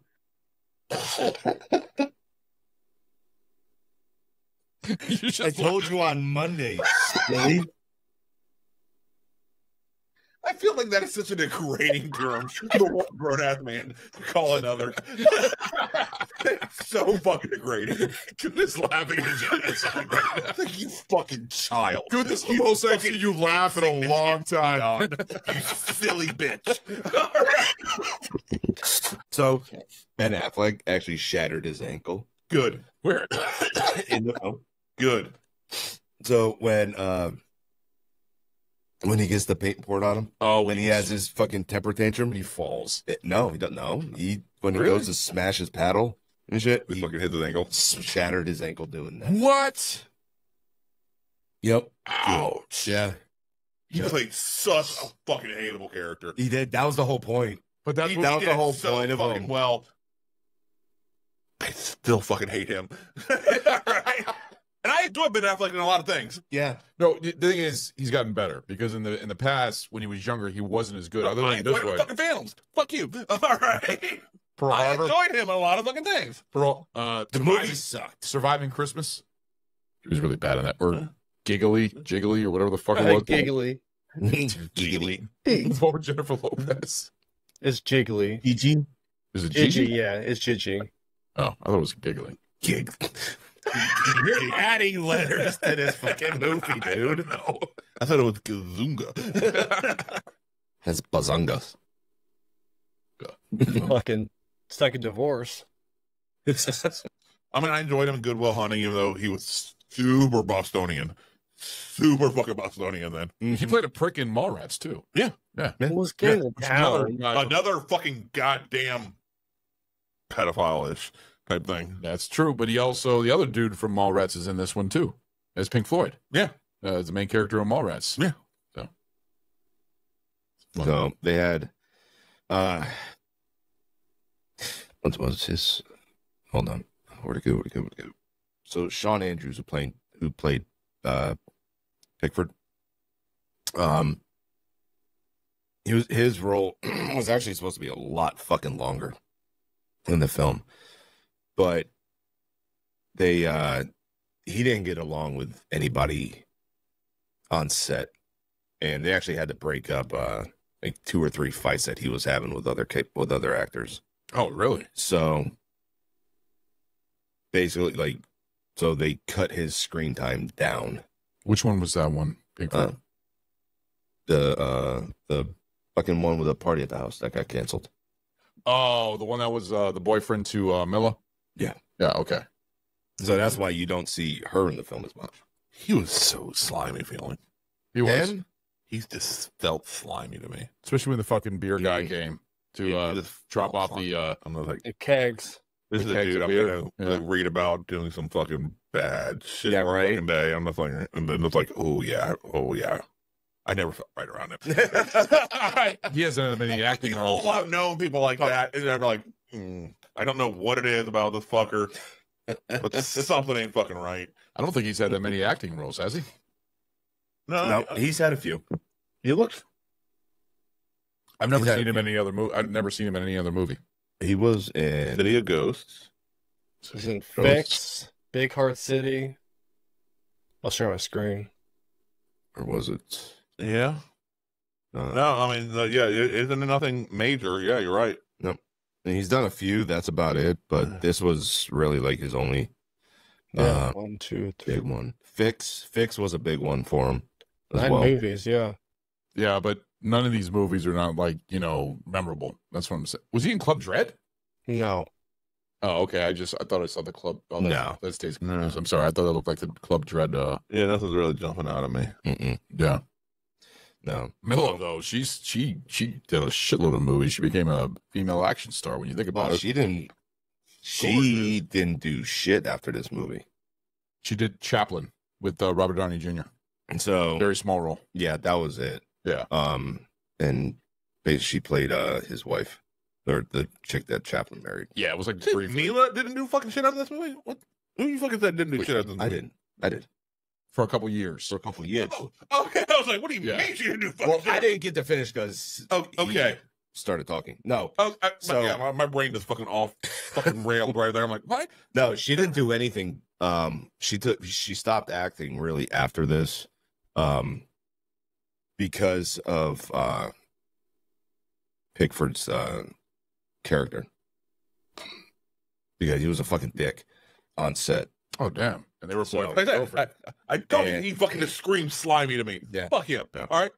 We almost lost out Mila Jovovich because of this fucking prick. Fuck him. So her next role, aside from Chaplin, was Fifth Element. Fifth Element. Thank you. That was her next big That was role. that was probably her breakout role, right? Yeah. Yeah. Yeah. And This movie would have been her breakout role because she had a shit ton more screen time. yeah. But when they cut down on Pickford's screen time, Mm-hmm. they figured, well, it's gonna be kind of fucking weird if like his girl. No, her breakout role wasn't that. No. When Resident Evil. No. What? Return to the Blue Lagoon. That's a sequel. That was a fucking stupid sequel. But he was fucking known for that shit. Not real. No, that movie's fucking forgettable. The first one's good. He's 100% fucking memorable in that fucking weird, but she was cover fucking. All right, you telling me you did not fucking remember seeing? I remember seeing her in the Return to the Blue Lagoon, but the first one You was. don't remember seeing her in that fucking VHS goddamn cover? I did. You like fucking goddamn. Nobody ever talked about it. Everybody talked about her in Fifth Element. Nobody ever talked about the fucking sequel to the Blue Lagoon. Fifth Element is where she actually acted like a fucking cool ass fucking person. Yeah, but no. It was also hot. Yeah, and without Return to the Blue Lagoon, she would have got cast in fucking Fifth Element because the fucking director is fucking a little bit fucking dirty. Yeah, no, we talked about that Yeah. in our Fifth Element Yeah, episode. so there you go. You That's said he the was- role that gave him a breakout because he was a fucking dirty pervert. But when you say breakout like where it really makes him popular, that movie, wasn't that a movie like a direct-to-video movie? I think Return of the Blue Lagoon was a direct-to-video. I don't even think that was a wide release. Maybe it was, and it just didn't stay in the theaters that Made long. 2.8 million on box office Because after Fifth Element, it was Resident Evil. in the U.S. Yeah, Oh, well. I mean, she did a few roles. He got game. Yeah, she did that one. I thought she wasn't that. That's your movie. Yeah, she did a few before this. Joan Arc. I mean, before that. Shit, that's right. The Messenger, Yeah. which is also a DeBont, because wasn't she married to DeBont? yeah, I think so. Yeah, they were married or something like that for I don't know how long, but she was like really young when they got married. Yeah, but before the Blue Lagoon, she was mostly in TV stuff, TV shows. I didn't even know she was on TV. Married with Children. But she was Yeah. just like a side character, or Small role. Yeah. oh, okay. Oh, you see they're bringing that back ish. Really? They're bringing everything No, back. as a cartoon What?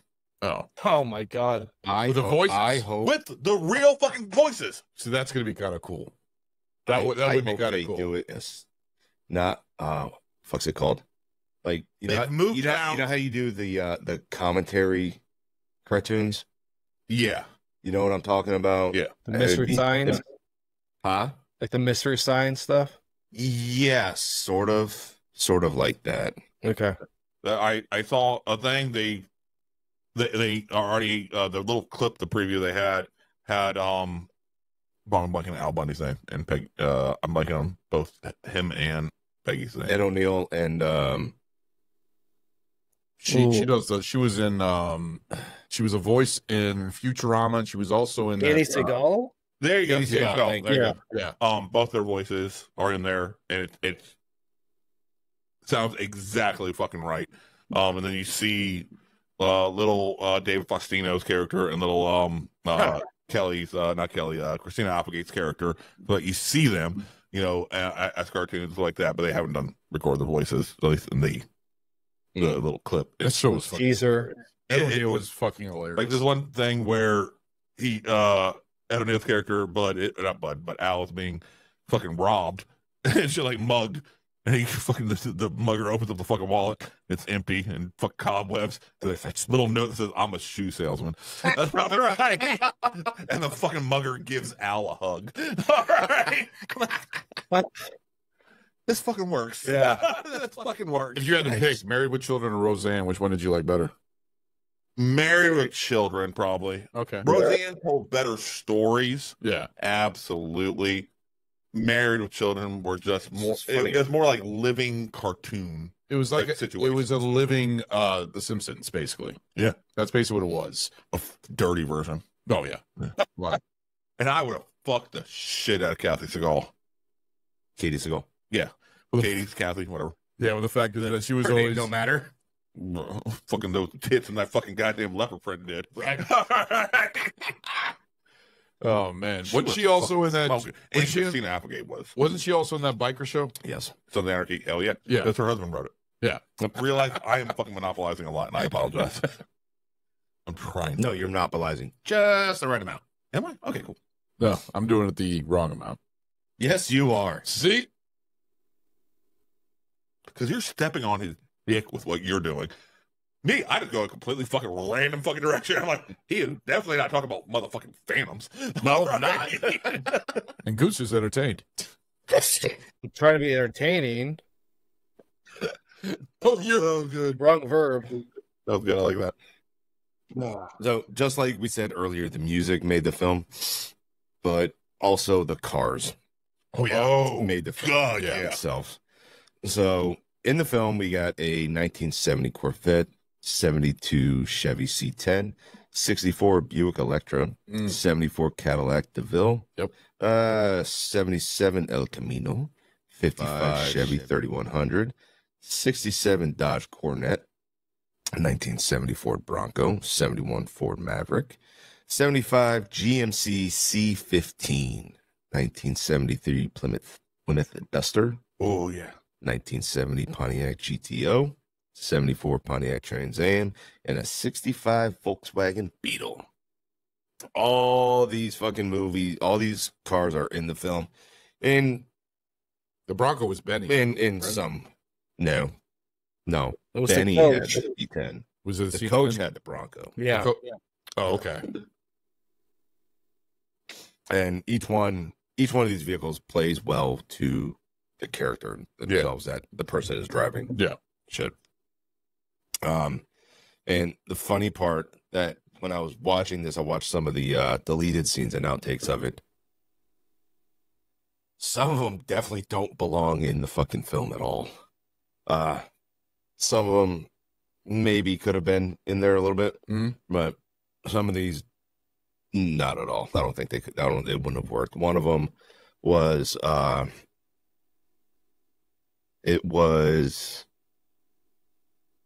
wasn't seen there. Let's see. It was Pink, Benny, and Donnie, and they're driving around, and they're fucking driving around looking and whatnot, Looking for kids to paddle. and come up to a stop sign and got two Asian girls walking across the street, and Benny looks over. When the fuck are they gonna go home? When the fuck are these gooks just gonna go home? Oh, I'm like, fuck, okay. oh, And then it went into a fucking tangent between like him and Pink on the fucking Vietnam War and shit. And it was like, we didn't lose. We didn't lose that shit. And Pink was like, yeah, we fucking lost. We lost a lot more. And he's like, no, we killed a lot more of them than they did of us. And fuck those gooks. I was like, oh, fuck. I'm glad that definitely would not have worked in the fucking film. Well, but honestly, it's of its time. That time frame. It would have absolutely. That's what I was about to say. It was of that time. They didn't need to be there. You're Yeah. right. Yeah. Oh, yeah, that would have made it. It would have changed like you said this is a dramedy. That would have been a lot more. That would have been serious. Yeah, a lot more fucking serious. Like, there's only probably one scene that's one or two scenes that are serious in the film, and it's towards the end of it. I'd say the bully, though, the one that tries to start the fight with the other kid that, and then he tries to get him back at the moon tower and stuff like that. What was the kid? I the one don't that feel like back that was in the car. serious. That wasn't That was serious. no, that was 100%. Well, it's bully. I'm not even fucking bullying. That is fucking 100% in a party situation. I know for a fact I've been to fucking parties where I'm looking to get fucked up and get into a fight. That's all I'm fucking there for. Yeah. And it's not even coming from a place of hate or anger or animosity. That's just fucking fun. Because it's entertaining. All right. Yeah. And not even entertaining everybody. It's entertaining me. Right. All right. That's all I gave a fuck about the dog. Yes, I want to fight. I know. Nowadays, I enjoy if this movie was made, not lying. they Came would. here to get drunk or drink beer and kick some ass. And cheer beer's one of them. All right. I'm like, oh, yeah. Yeah. Another one was so when they find out that Mitch is at the baseball game, Yeah. pitching. This scene here that was cut out was it was Benny and Melvin, the black dude. I like Melvin. I like how He was fun. I love how He he was fun paid. for the time that he was. He there. gave the kid to go get the beer, Yeah. and when he brought the beer back, he gave him because you want one, and he gives him one and starts If you- passing him out. If you notice, he didn't end up with one. He bought the beer and didn't get one at all. Nope. Could have sworn he had one in his Nope. hand. He was passing No, them all out. If you watch closely, all right, he starts handing them out, and right before the scene cuts, Mm-hmm. he's got the last one in his hand, and He gives it to somebody goes to else. toss it Wow. to somebody else. So the beer he bought, he didn't even get. He still got fucked up. Oh, absolutely. Oh, they all did. That's fine. They all absolutely. Man, he fucking bought it with did. somebody else's money. All right, so Oh, yeah. it's fine. Yeah. The fact that he came back successful as a conquering hero, Yeah. that was That was the big deal right there. Not the fact that he had a beer. No, the fact that he fucking did it. Yep. There, and earned some fucking respect and got some pussy. Yeah. All right. Oh, he definitely did. Oh yeah. Absolutely. He was so happy. He was so happy. But when you made fun of Vince, says, "Are you gonna hit that tonight? Are you gonna fuck that pussy tonight?" I already did. Go home, Junior. Get out of here. Just past your bedtime. I want him to go on my fingers.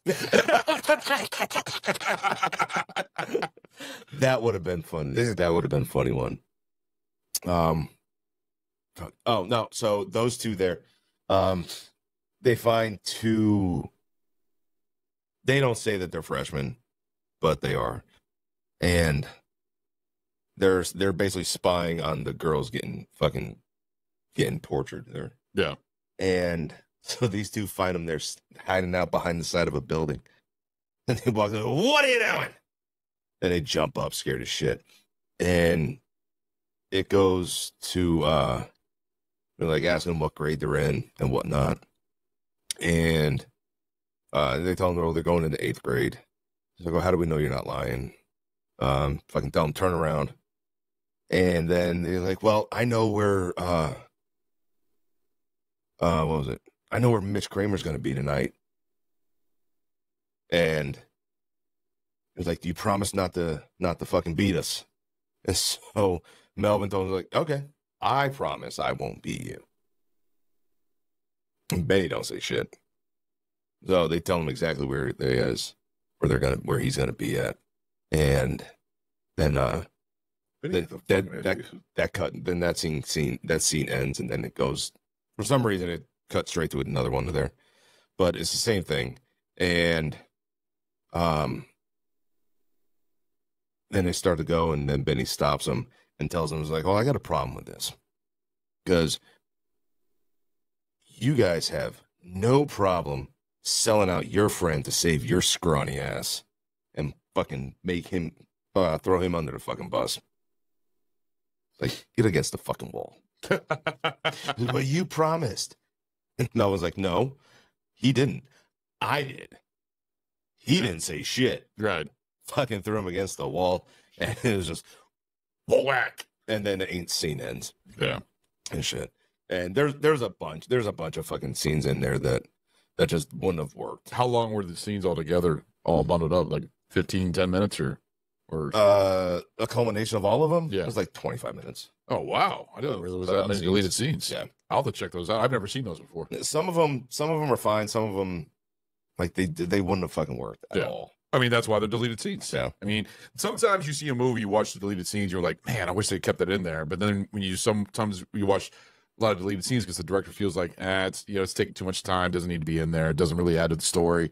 But every once in a while there'll be a deleted scene, you're like, God damn, I wish that was back in the movie. Yeah. You know, have you ever seen a deleted scene that you wish was in the movie? Because you're always a fan of the original cut. You don't like director's cuts. Yeah. No, I don't like. I said we have to rate a movie based on what was put out for us. That's what we have to rate a movie as. Yeah. Not all this other shit of, well, it would be cool to have this, or, oh, they decided to go ahead and reorder some stuff. No. We got to rate the movie on what was given to the audience. The theatrical edition. All right? Yeah. So I'm not saying I'm a fan, but that's what we have to rate it. Right. So, you got anything? No, I think we covered a lot. Goot, you got anything? I mean, no. Just watching the movie, I flash back to all the stuff I did in high school. I mean, it's just the transition between freshman year and senior year. It's just like, wow, it's a big difference. It's very memorable. Yes. The thing is, schools nowadays is completely different because when you think of every decade that's happened in school, you have the 80s, you got the 90s, you got the 2000s, and then you got the 2000, what's it called? The 2010s? The 2010s. The 2010s or something like that? Yeah, and stuff like that. What do you think was a more fun decade? Like, what decade do you wish that you were in school? So they address this exact conversation that we're having fucking right now in the thing. The every other decade rule. The 60s were fucking kick ass. The 70s fucking suck. That means the 80s are gonna be fucking awesome. Yeah. All right. No. It always feels like while you're living it, it sucks. It sucks. But then when you're look older, back on it, you're like, man, that shit was fucking Yeah. awesome. I miss Because the honestly, 90s. look at the 70s, that shit was redonkulously fun. Again, right? It was. But would you say the 90s? Oh my God, it would be fucking amazing. The 80s were kind of cool, but kind of trash also. Yeah. All right. The 90s was peak to me. The 90s was peak. That was when we didn't give a fuck about people's feelings anymore. Yep. But what But happened though? also, nobody got in their fucking feelings about anything. No. Yeah. It was like, all right, this is what it is. Humor can be fucking humor, and it's fine. Everybody, you do you, whatever, have fun. That's all it fucking is. I'm just glad I'm not a kid in the decade that we're in In the now. Yeah. Because the 90s was fun. And I look back at it, you see all Instagram, you see all these videos. It's like this stuff back in the 90s is like, God, I miss that. And the thing is, during that time, we were like, oh, we want to grow old and get out of this. But now you want to go back to it, which is, I don't necessarily want to go back. I just want to go back to the mentality. Mm-hmm. yeah. We're Yeah, physically having to go back there, no, Yeah. you know, but like the mentality of the 80s and 90s, Mhm. you know, that was perfect. Oh, yeah. That's the way it should be now. Yeah. Those you five, know, those it five was- guys in 81 fucked everything up. Yeah. Yeah. all right. So, like in the 90s, okay, you were gay? Cool. You're gay. Awesome. You do you fucking you. I don't give a fuck. Oh, AIDS. yeah. You're this? Okay, cool. You do you. I don't give a fuck. Your life doesn't have to become a center of my fucking life. All right? My life doesn't have to become the center of your fucking life. Right. It is what it fucking is. Yeah. Plain and simple. And the pendulum swung too far the other way where it's, oh no, everybody has fucking feelings and as a special little snowflake and we need to make sure they all feel nice. And it's like, no, fuck you. It's not my job to make you fucking feel nice. It's my job to make me feel nice. Yeah. I don't give a fuck about you. Didn't 21 Jump Street actually make jokes about that? Oh yes. You remember the 21 Jump Street movie? With I remember the movie. I'm trying to remember what fucking I don't you're referring to. if they did. yeah, there was a scene where they were going they were going back to Tatum. school, and then they did something, and because I'm highly offended, and you just the whole okay. they were making fun of how things are different from when they went to school when they were Yeah. younger. So And I do firmly believe that, even though technically I'm a millennial, which I hate that fucking term, I could identify more as a Gen Xer than I think we all identify as Generation X, but we're Yeah, technically millennials. no, we're No. Is it Zennials? because we are the tail end of Gen X. We were our siblings and like that. What we grew up into is the same mentality and exposure as the Gen X is, but also technically the very, very beginning of millennial time. So we saw the birth of the internet. Yeah. We grew up with that. We Grew up with the cell loving phone. it. The cell phone. We also were the ones outside playing till the fucking street lights came on. staying out on Halloween we're night. drinking out of the fucking hose. Yep. We are that fucking generation that became tough and took care of our fucking own shit. Yeah. And had that thick skin. Yeah. But also we're understanding enough to know that our shit shouldn't be fucking shoved on somebody else. Right. Our shit is our shit. Fuck it, let's deal with it. Yeah. And leave it there. Yep. And unfortunately, it's gone. Yep. Other direction with participation trophies and all this other shit. Helicopter parents when our parents didn't know that we were dying of fucking alcohol poisoning in a fucking cornfield. Yep. They didn't fucking, right? The other thing is, I remember going out and not coming home until late at night. I do remember to take my bike. You know, we lived in Fredericksburg or Stafford, Yeah. and I remember riding my bike always to Lake Arrowhead, or far away from my house. But nowadays, God damn, you rode to fucking Lake Arrowhead? yes, I did. God. Yes, I did. All right. I used to fucking walk to fucking North Stafford High School Okay. from where I was at. You're fucking, okay. I That's a didn't long care. fucking goddamn, that's a long fucking trip from where you were. Didn't mind it. All right. I had a CD player, listen to Eminem and all that shit on my Yeah, CD. I just fucking hitchhiked. I fucking that fucking distance. I wrote you rode back in the truck still. Huh? Used to ride in the back of the truck. Yes. Can't do that shit anymore. No, just absolutely just fucking, fucking hitchhike. Somebody fucking pull over, just hop back in the back. Yep. I'm like, I'm on. I've done that. Yeah. I've done that. Yeah. Yeah, I think that's it. Cool. What was your favorite car? Since you did talk about No, it. in the film. Hello. Yeah, I How to specify this one? You start. I gotta think.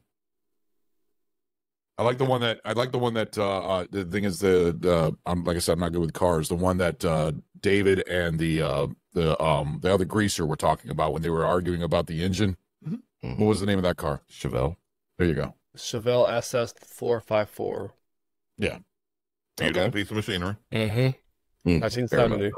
Very much so. Very, very nice. That's my Yes. favorite. I also love the truck that they were driving, especially when The C10. yeah. C10. that one. I like the elk.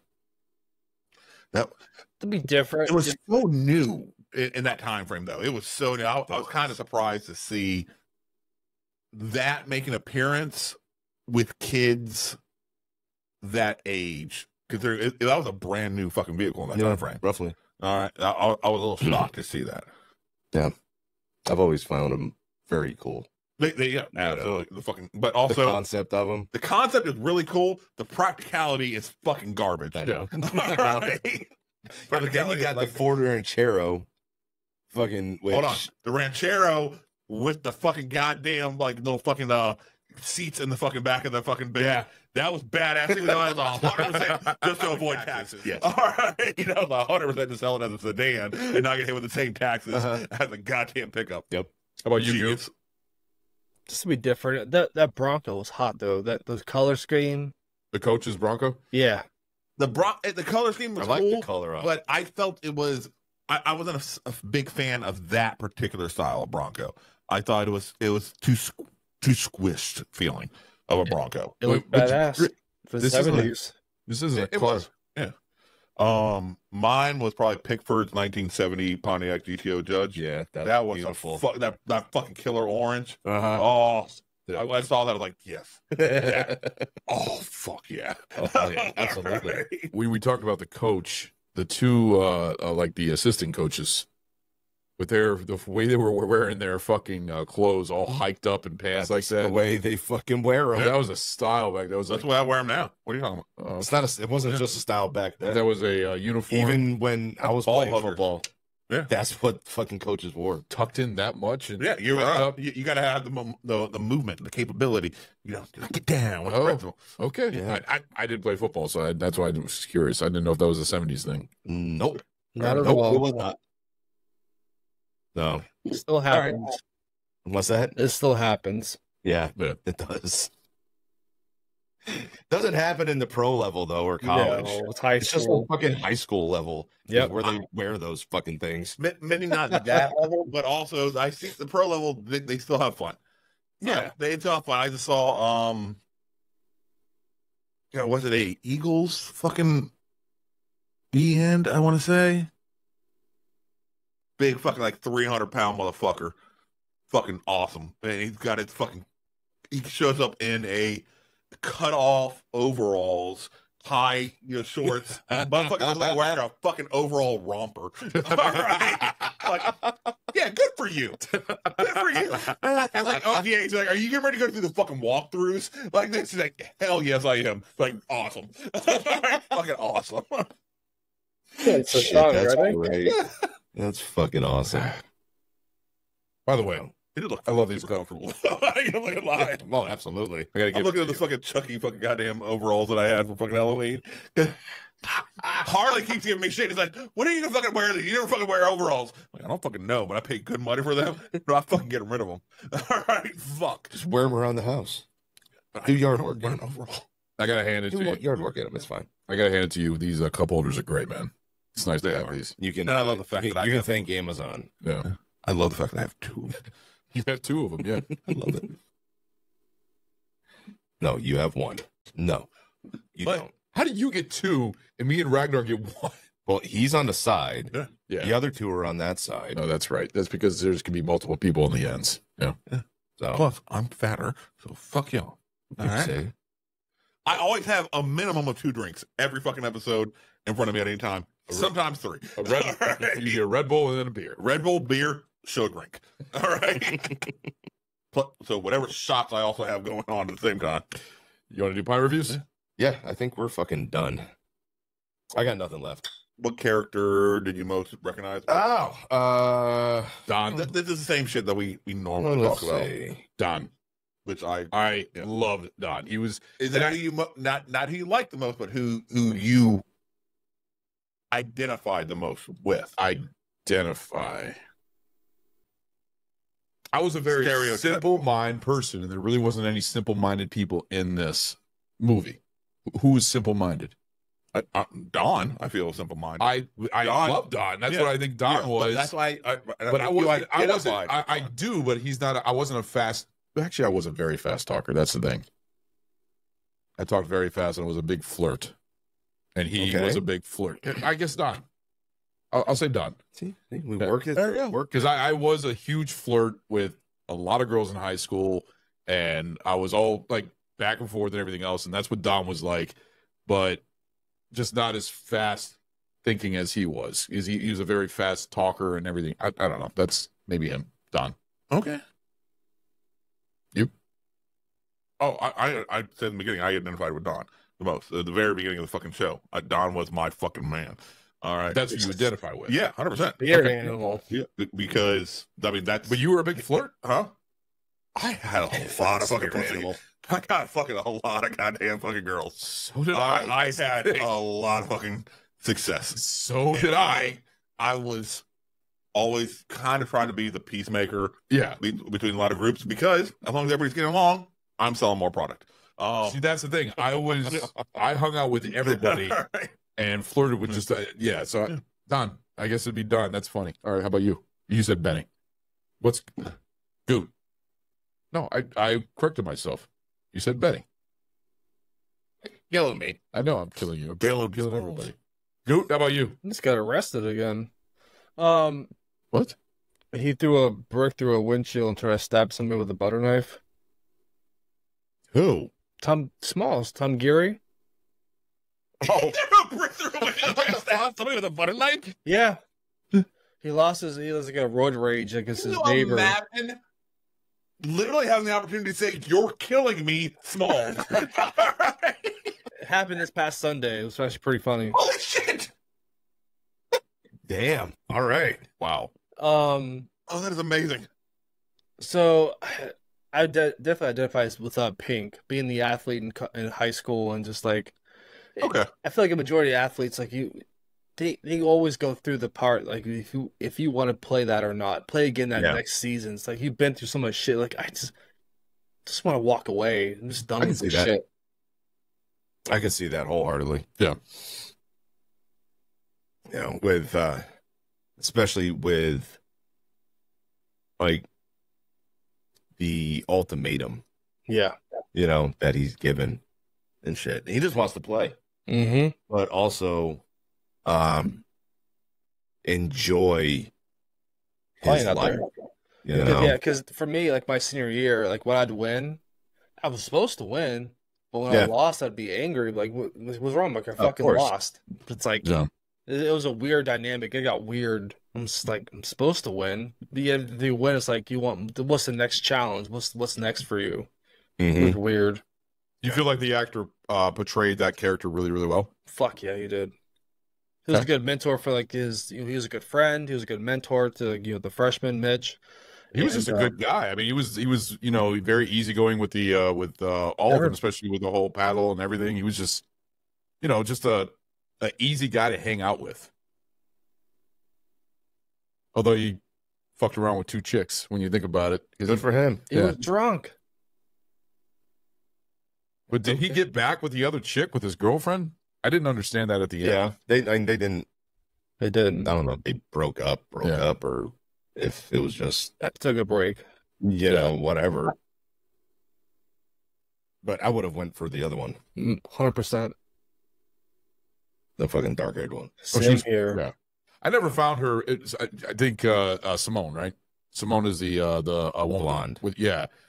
I never found her attractive. I never liked her voice, but everybody apparently likes her Lauren voice. Adams? Yeah. I don't like her voice. Her voice is annoying. I know Ray from Beer from Deluxe Edition has a thing for her. He said her fucking voice is sexy as fuck. I don't know. I don't like it. I think it's not bad. annoying. It's not That bad. sultry fuckingness. Yeah. She wasn't bad in She Chasing say Amy. some fucking dirty things to me.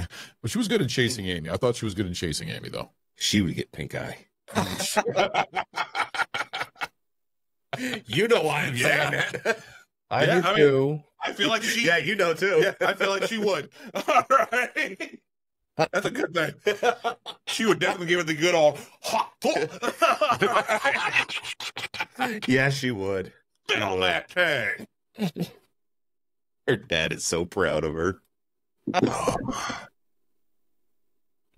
Oh, fucking hell. I don't know. You got anything else? I think we're good. I would just think about the normal shit that we would ask, about a lot of Yeah. So Yeah, I think we mainly asked about, favorite. We already asked what your favorite song was, right? Yeah, we already did. Mm-hmm. Yeah, I think we're good. Favorite song, character, car. Favorite scene. What's your favorite scene? Scene.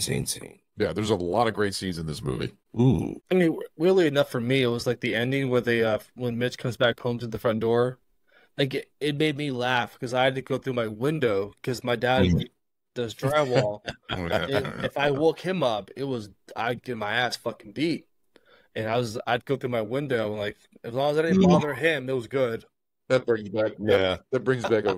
and him putting on those fucking headphones Yeah. and his mom giving him shit. Are you drunk? No. No. Come on. No. Hey, what's that older chick? Yeah. Right. So we can Tell say you that that we definitely been there. we say 100% been there. we've all been there, going through our window to get into the house. Oh, absolutely. Yeah.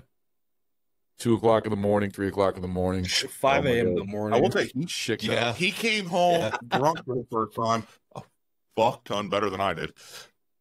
A fuck ton better than I He did. was a lot sober than what he was, but his mom gave him like a one pass or something like that. His sister stole one now. That's some bullshit. No, That was a cool ass fucking sister. I got caught. I got caught, and my fucking mom was not easy on me at all. I could see that. No, I could see her taking that paddle to your ass. gee, yeah, that was. Jesus is so disappointed in you. that is my mom. I love your mom. I do. Your mom's awesome. But yeah, she does have some cute, like little church girl stuff happen every now and then. It's like, oh. Shit. That's funny. What's yours? I think the scene that played the best was when the middle schoolers were being let out of school and just like scattering Yeah. and shit like that. And then you show all these hot fucking high schoolers chasing them down. It's like everything just felt The air raids are. so energetic. And so even though like the middle schoolers knew they were about to get their fucking asses literally beat, Yep. there's still that little bit of fucking joy, and excitement and everything like that just really kind of fell through. Yeah, And that the cycle of life shit the seniors doing to the freshmen exactly what was done to them when they were fucking freshmen and yeah. passing along and then once the beatings happen, then go and hang out and being cool afterwards. I was like, everything really plays fucking well here. Yeah. And the music and the energy just flowed so much through that scene. Mm-hmm. Go. 37. Already said it. And I'm pulling at you. I already know what my scene is. I honestly don't remember you saying it. I apologize, dude. Could you remind me? It was the ending scene where the Mitch comes home. That's right. We just talked about At least I'm not the only one that fucked up. 100% did. I apologize, dude. Jesus Christ. I'm so sorry. We absolutely fucking did. And I even commented with the headphones and everything. Yeah. I'm so sorry. Yeah, My bad. you feel like Rob now, don't you? I do. actually. I feel wrong. It feels so wrong. How do you feel like this all the time? Oh, I'm used to it. I am not. No, I got my scene. What is it? The scene when they're at the back of the car when he opens the trunk and there he's arguing, says, "You just killed another beer. You killed another beer." But you see Don going over to the car and feeling up on the chick and just constantly trying to feel her and everything else and flirt with her. Which that's why I love Don. He was just so, it just reminded me of me so much and everything else. But just that whole scene with Benny just getting pissed off because of fucking 2 beer bottles. Why do you waste a beer on him, man? That's another fucking beer, man. It's just, I love Benny. I love his attitude. He's got more of like the temper and everything. Also that scene when they're trying to get him in the woodworking and you just see him just like carving out his paddle. He says, 2 minutes. I'm going to finish this shit. And yeah, there you go. So it's kind of 2 scenes right there. Can't stick with the boy. I never Follow fucking directions. Man. Well, I try. Tisk, right. tisk, tisk. A lot of great scenes in this movie. It's hard There are. to... There's a shit ton that are great in this movie. Super fun. The moon tower scene. When they're all climb. Would you climb the moon? Did you? What is a moon tower? They called it a moon tower. It just had a light water, like that. water tower. This is a water That tower. wasn't even a fucking water tower. That's had fucking lights on the top of it. They're talking about when they built the power plant, they also built that, so there was always Oh, that's a, right. a, That's moon, right. a full moon every That's night, because of the way the lights were on top. Yeah. Yeah. You It go was like, a light tower. I heard a guy just fell down here and he. It was great. That was Once, see the blood one- shit. It's like, fuck yeah. You're killed, man. 100% did that type of shit to fucking people. How many beers did you Yeah. have? 4. 100%. You're dead, man. You're dead. You're so dead. Oh fuck. It was probably the funniest. This fucking Slater. Just a stupid stoner. Yeah. And we've all known people like Oh, that yeah. Oh, yeah. in high school. I knew a lot of them. Mm-hmm. Oh man, So, let's go to pay reviews. that works. Let's end this wonderful shit show. Oh, this was a fun one. It's a fun shit show. Yeah. So, Happy times. Goop. What do you got? I'm curious. Will be my first time watching this movie. I did enjoy it. It was it brought back a lot of flashbacks. It was a fucking well-paced movie. The acting was tremendous. Everyone played their fucking part like they were back in Texas back in 1976. It was a great anthology movie. I love how the story was continuous. It all happened in one day. It's like I said earlier, it's a time capsule movie for me. Cause like this movie will hold up forever. It's one of the best movies ever made, I feel like. And enjoyment's 4 and critical 4.5. Just flashing back to Nice. high school and like just thinking like, man, I can't tell my kids these stories yet. And it's like, Yeah. it's like, I wonder what it's gonna be like for them in high school. And it was a fun movie to watch. Thank you. Awesome. I'm glad that that got a good review. I was worried. I was fucking worried. Yeah, a little bit. Well, the thing is, in the beginning of the show, when we said that, and you just did that, like, I was prepared to fight. you did that little eye move, like it's like We're gonna end up uh-oh, fighting over the fucking computer. we're gonna have another Highlander here. Came here to drink beer and fucking fight. Beer. Silent a good Ragnar. That's a good line. Good line. Ron. For enjoyment, it's a 4.5. This is almost near a 5. This is a great movie. This is one of the group of teen comedies that I still think it's a comedy. I don't know how to call it a dramedy. This is a comedy. There is some serious things, but every comedy is going to have like a little bit of drama, just a little bit. It adds to the story. But I think this is a very fun movie. All the characters are great to watch. Even the characters that played fucking jerks did such a great job. Ben Affleck. I mean, I think this was one of Ben Affleck's first or second movies. I think we talked about That that. was early films. Yeah. Because Matthew McConaughey was his first. I didn't know if Ben Affleck, if this was his first. Because then he worked with Kevin Smith and everything else with Mallrats and Chasing Amy. But I love all the characters in this. The setting, the music. Just like I said, from the beginning, when the title starts, right when the title starts, you just hear Aerosmith playing. I'm like, I'm already going to like this. This is fun. I enjoyed watching this because Sammy saw this for the first time with me, and she enjoyed it. Says, yeah, this is a great fucking movie. I see it as a very almost like a sequel, an unofficial sequel to Hollywood Nights, in my opinion, with that being in the 50s. Then you had Dazed and Confused, and you have the 80s one, which is what was it? You said you watched it. Everybody wants some. Everybody, which I think is great. He said he's never seen it. It's good. It's not as good as Dazed and Confused, Yeah. but it's more of a It's over 3 days versus 1 day. Okay. yeah.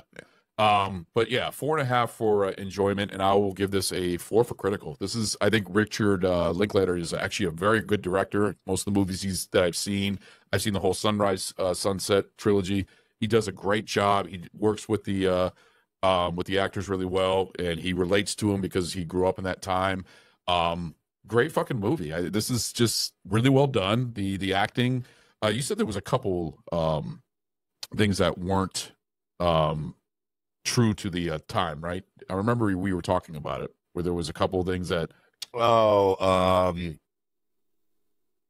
it doesn't take away from the movie, though. I remember we were talking about No, it doesn't take away from the movie at all. These are literally just things that if you didn't know about them, you wouldn't fucking notice it. Like, Yeah. In the Emporium, you have the Budweiser sign and shit in there, and you have a Bud Light sign. Well, Bud Light didn't come out until the 80s. fucking 80s. Yeah. So it's just little shit like that, that if you don't know any better, you're not gonna pay that much attention to it and shit. So. But the thing also is that Man, when I you just think dropped it's- my fucking critical score so much because and actually, God. the whole thing where Goot said that this is a time capsule film, which actually relates to this really well, it really shows that time. Like when you see all the kids and their haircuts and the clothes that they're wearing, it's a splitting image. I mean, I'm seeing all the pictures of my dad when he grew up, because he grew up in the 70s, and I see he had long hair like that, and it's just like, wow, it's that's what it looks like. They did a good job of making it that time. That was another thing too. So in Texas, in high school, Mhm. they actually did have a code for hair. Where you had to have it short or long. You weren't allowed to have it as long as some of them were. Oh, okay. So that So that was just another thing. I didn't even think about that. They had a fucking code for your hair? Yeah. for guys. Oh. That's just a goddamn, because back then, fucking hardcore Bible Belt. All right, they are, they don't fuck around. Oh, they're not Bible Belt in this movie when you think about it. But overall, yeah. I mean, they kind of imply it. I mean, like, football is a religion in Texas, Yeah. and the old fucker, when he's talking to At the baseball Pink game. Floyd. yeah, he's like, "Hey, your boys are looking really fucking good this year. You got this many fucking starters returning." And so I'm like, that feels right. It does, That feels absolutely. fucking right. Well, that's that small town. Yeah, when you think about it, that's very small town, just like in Varsity Blues. No, Where that's small town. Austin is not No. small. Austin's fucking. Oh, no, hold on. Is it set in Austin? Because he's. I don't know. It's set in Austin. Yeah. They're driving to Austin in the morning. Oh no, you're right. They're driving to Austin in the yeah, so it looked like a small town. I don't think this was Austin. outside of Austin. But still, this doesn't happen in a small town. Like where I grew up, it was a big area, and everyone knew who I was. Huh. To brag. Okay, well, either way, it was a very entertaining movie. This is a high recommendation to anybody. If anybody wants to see like a time capsule of the 70s with kids in high school, go watch Dazed and Confused. That shows what it was Were they like. driving to Austin? Or were they driving to San Antonio? They were for the setting- Aerosmith concert. No, what was it? It was a concert for somebody. Yeah, It was the They Aerosmith. were going to get Yeah. Aerosmith tickets. Yeah. They say, are you going to Austin or are you going to San Antonio in the morning? Just look to get the Aerosmith tickets. I think it was Austin. No, I think it was San Antonio. How far is San Antonio from Austin? Huh. I don't know Texas, so Everything from everything in fucking Texas is a Is- drive. Yeah, It's a fucking drive. Texas is goddamn yeah. massive. They're set in Austin, and they're driving to. That felt like, even though I know it's in the 70s, that felt like a smaller town than Austin. It's Houston. They're driving to Houston. Houston. Okay, there you go. Yeah, That's what it was. oh, okay. Yes. But anyways, that's my time It review. feels like a smaller town than Austin. Really does. Yeah. Okay. 4.5, 4. No, I'm just trying to go through in my head right now. All right, so enjoyment. This is a 5 to me. Oh, damn. It's always been a super, super enjoyable film. A film that I could just turn on and Have a good time. I'm having a great fucking time. High, stoned, fucking tripping balls, or fucking stone cold sober. I'm having a great fucking time watching this movie. The soundtrack fucking kicked so much ass. Mhm. So much ass. I had a lot of these fucking vinyls. That was given to me by my dad when I was growing up and everything like that. I'm like, this is goddamn right here. Yeah. Right. And it works so well. Critical, I'll probably give it like 4.25. The language, it didn't seem quite right for the 70s, for the mid 70s. It didn't seem quite right. It seemed a little bit more modern, and with you saying it being improv, a lot of it that would make sense. They're like saying, all right, just go, so that they're going to be using a lot of the vernacular that they From Yeah. the 90s. yes. So it makes sense. I'm like, okay, that makes sense. But there's this tiny little things overall. But overall, a really well done movie. A really, really well done movie. And it should be one of those movies. It might already be, but it should definitely be one of those movies that's preserved. It is, actually. Oh, it is? Yeah. Okay. Yeah, it's in the Yeah, because this is Americana. This is 100% Library of Americana. Congress. Hank, Yes. that's what it's called. Is it really? Yeah. Yeah. Oh, wow. So is Fucking Raging Bull. yeah, but this is better. Fast know. Times at Ridgemont High. No, his first one, Slacker. Slacker.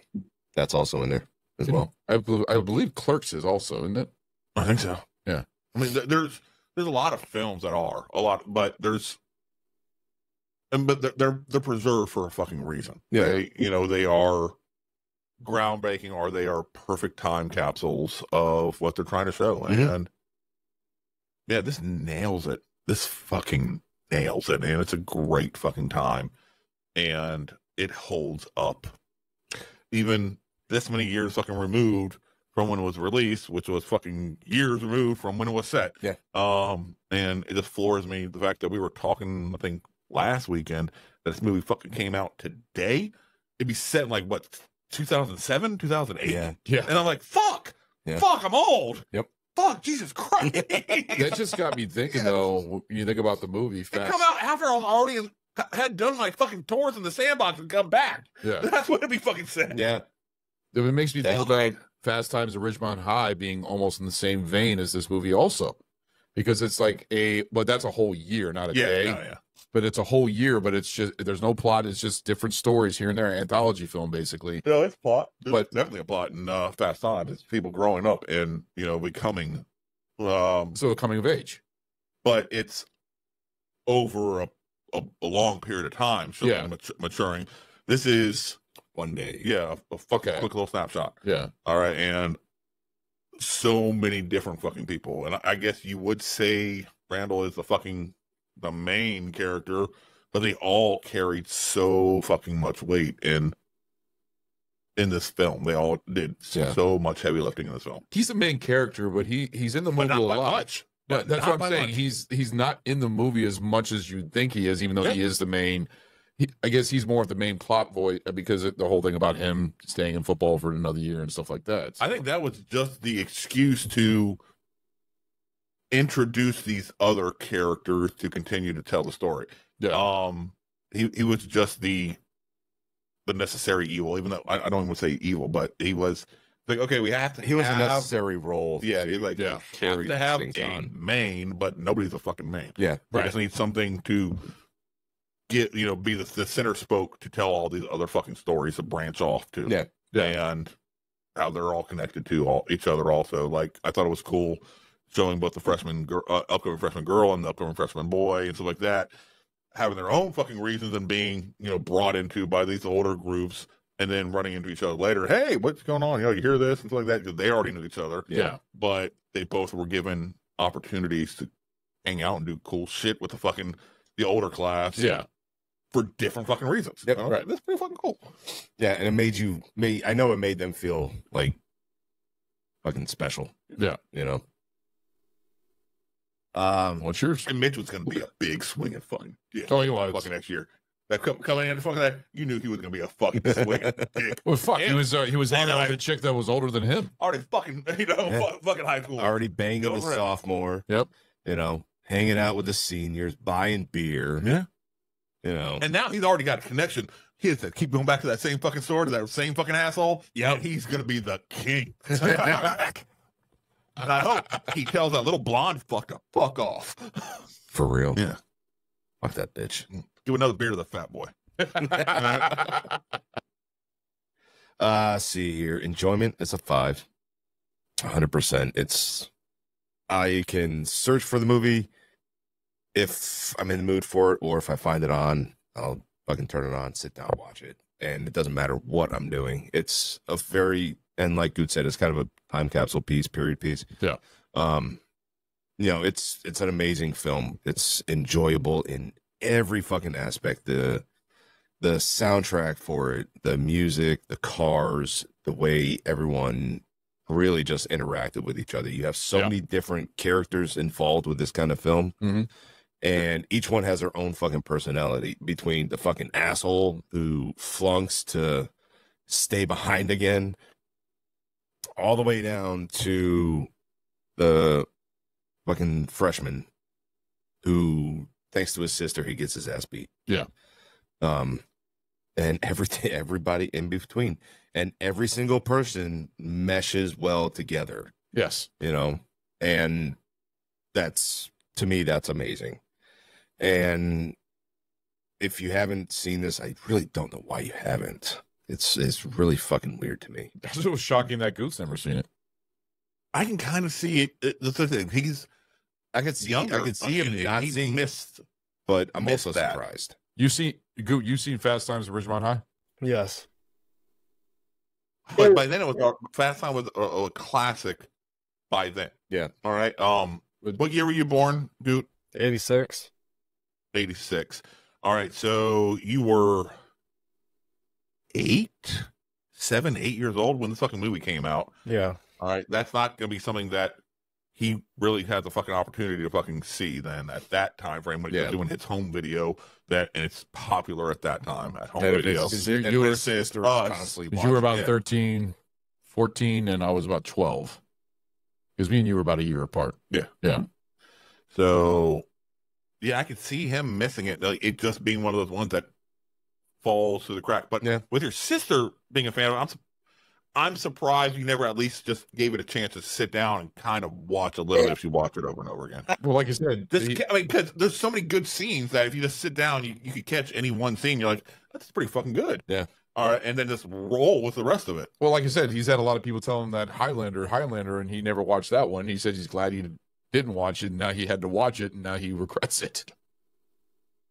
Well, I think he's glad he watched Highlander, After the amazing fucking episode we did. just so his suspicions were correct. Yeah. After the amazing fucking episode we did, Yeah. he better be glad to watch it. My liver demands it.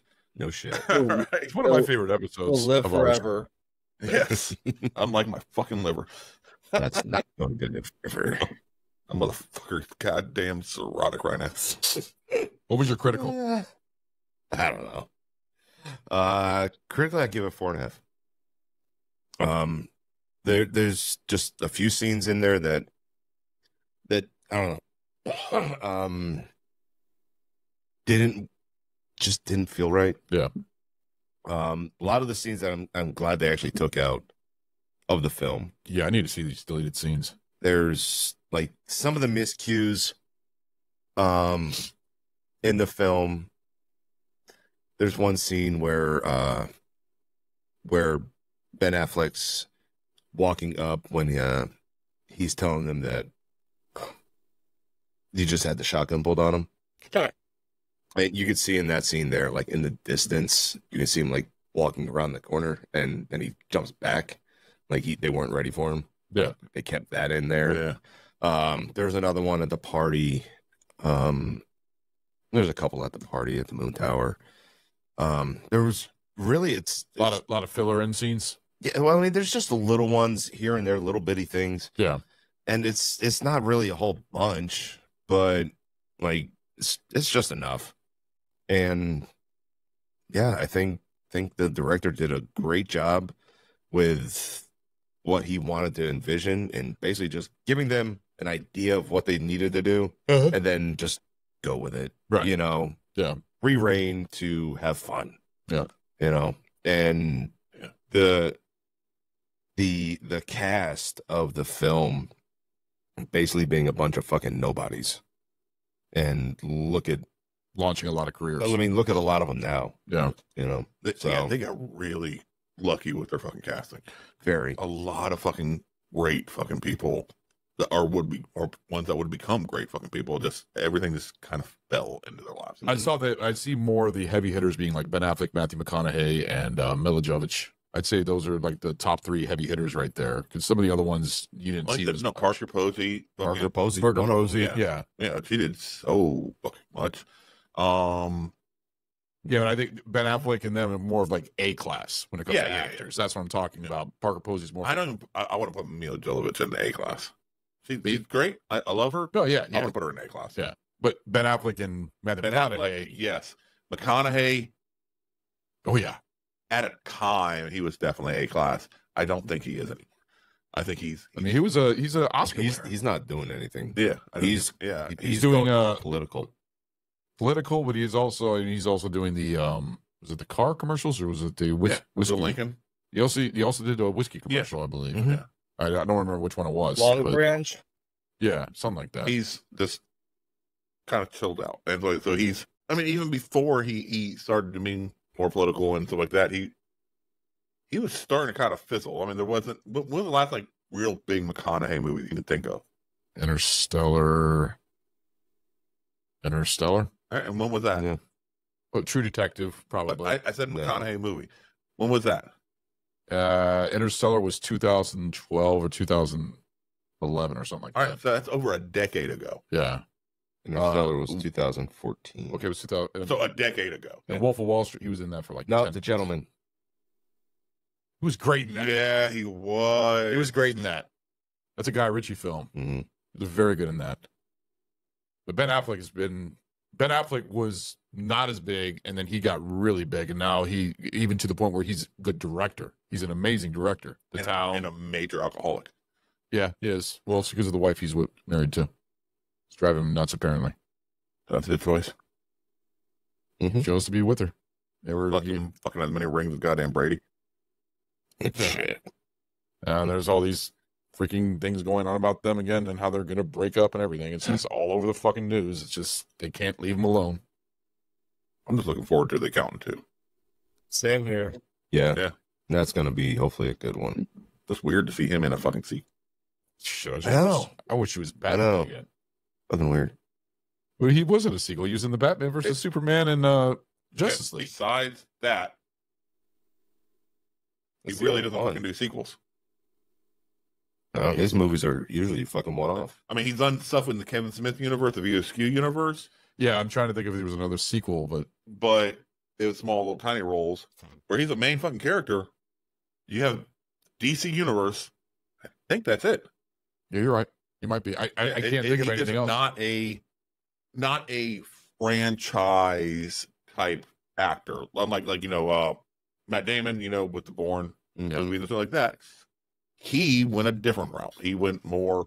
The Accountant is movie. very popular. Apparently, It's a it's one of great his. fucking movie. Yeah, it is. Right, Which is- you've never seen it? I've seen half of it. Oh, I just haven't finished great it. fucking movie. But I saw You gotta that. see the whole I thing. can't figure out why I got a rotten score then. The critical. I know critics are fucking stupid and everything else, but I'm wondering why critics didn't like Fucking it. enjoyable. I don't know why.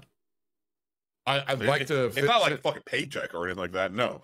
All right, Paycheck. I understood 100% why critics fucking That's a horrible movie. yes. That movie sucks. That's literally why he did that fucking movie. I think that's John. All right. Kevin Smith, flat out said, fucking Ben did this goddamn movie. The reason he did it is the same fucking title of the goddamn movie. Yeah. All right, it's fucking Paycheck. He gave no fuck about that film. He wanted to buy a house. All right. He was like, all right. Yeah. Ben Affleck's sequels. Let's see. No, I don't see any. Exactly. The Phantom's getting a sequel. The Phantom's getting a sequel? Just kidding. I was getting your hopes up. No, I thought you were going to the Billy Zane movie. Same here. No, Phantom. Phantom. You dumb fuck. Again, getting the shit wrong. Called you out like that. Yeah. And Goo was right there. I was like, what's that, bro? Right. Batman and Accountant. That's really it. Yeah. But it has been confirmed for him coming back for a sequel. Good. What was the one where? Oh, damn it! What?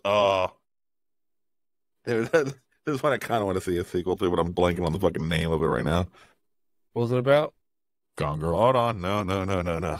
Gone Girl, a sequel. No. Argo. I want to see an Argo sequel. Argo, fuck yourself. God, no. Argo would be fucking. That's a good movie.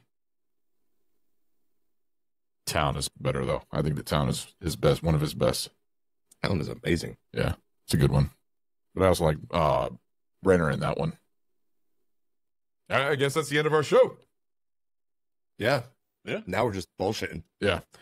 Well, that's the end of Dazed and Confused. Great job hosting this, Ragnar. We were in nostalgic area. We were learning a lot about the movie, and this was just a fun episode altogether. So thanks for joining us for our Barrel Age Flicks episode, as we are going to be doing...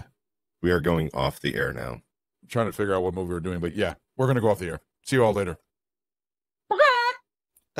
Good. I was waiting for you to say, go fuck yourself.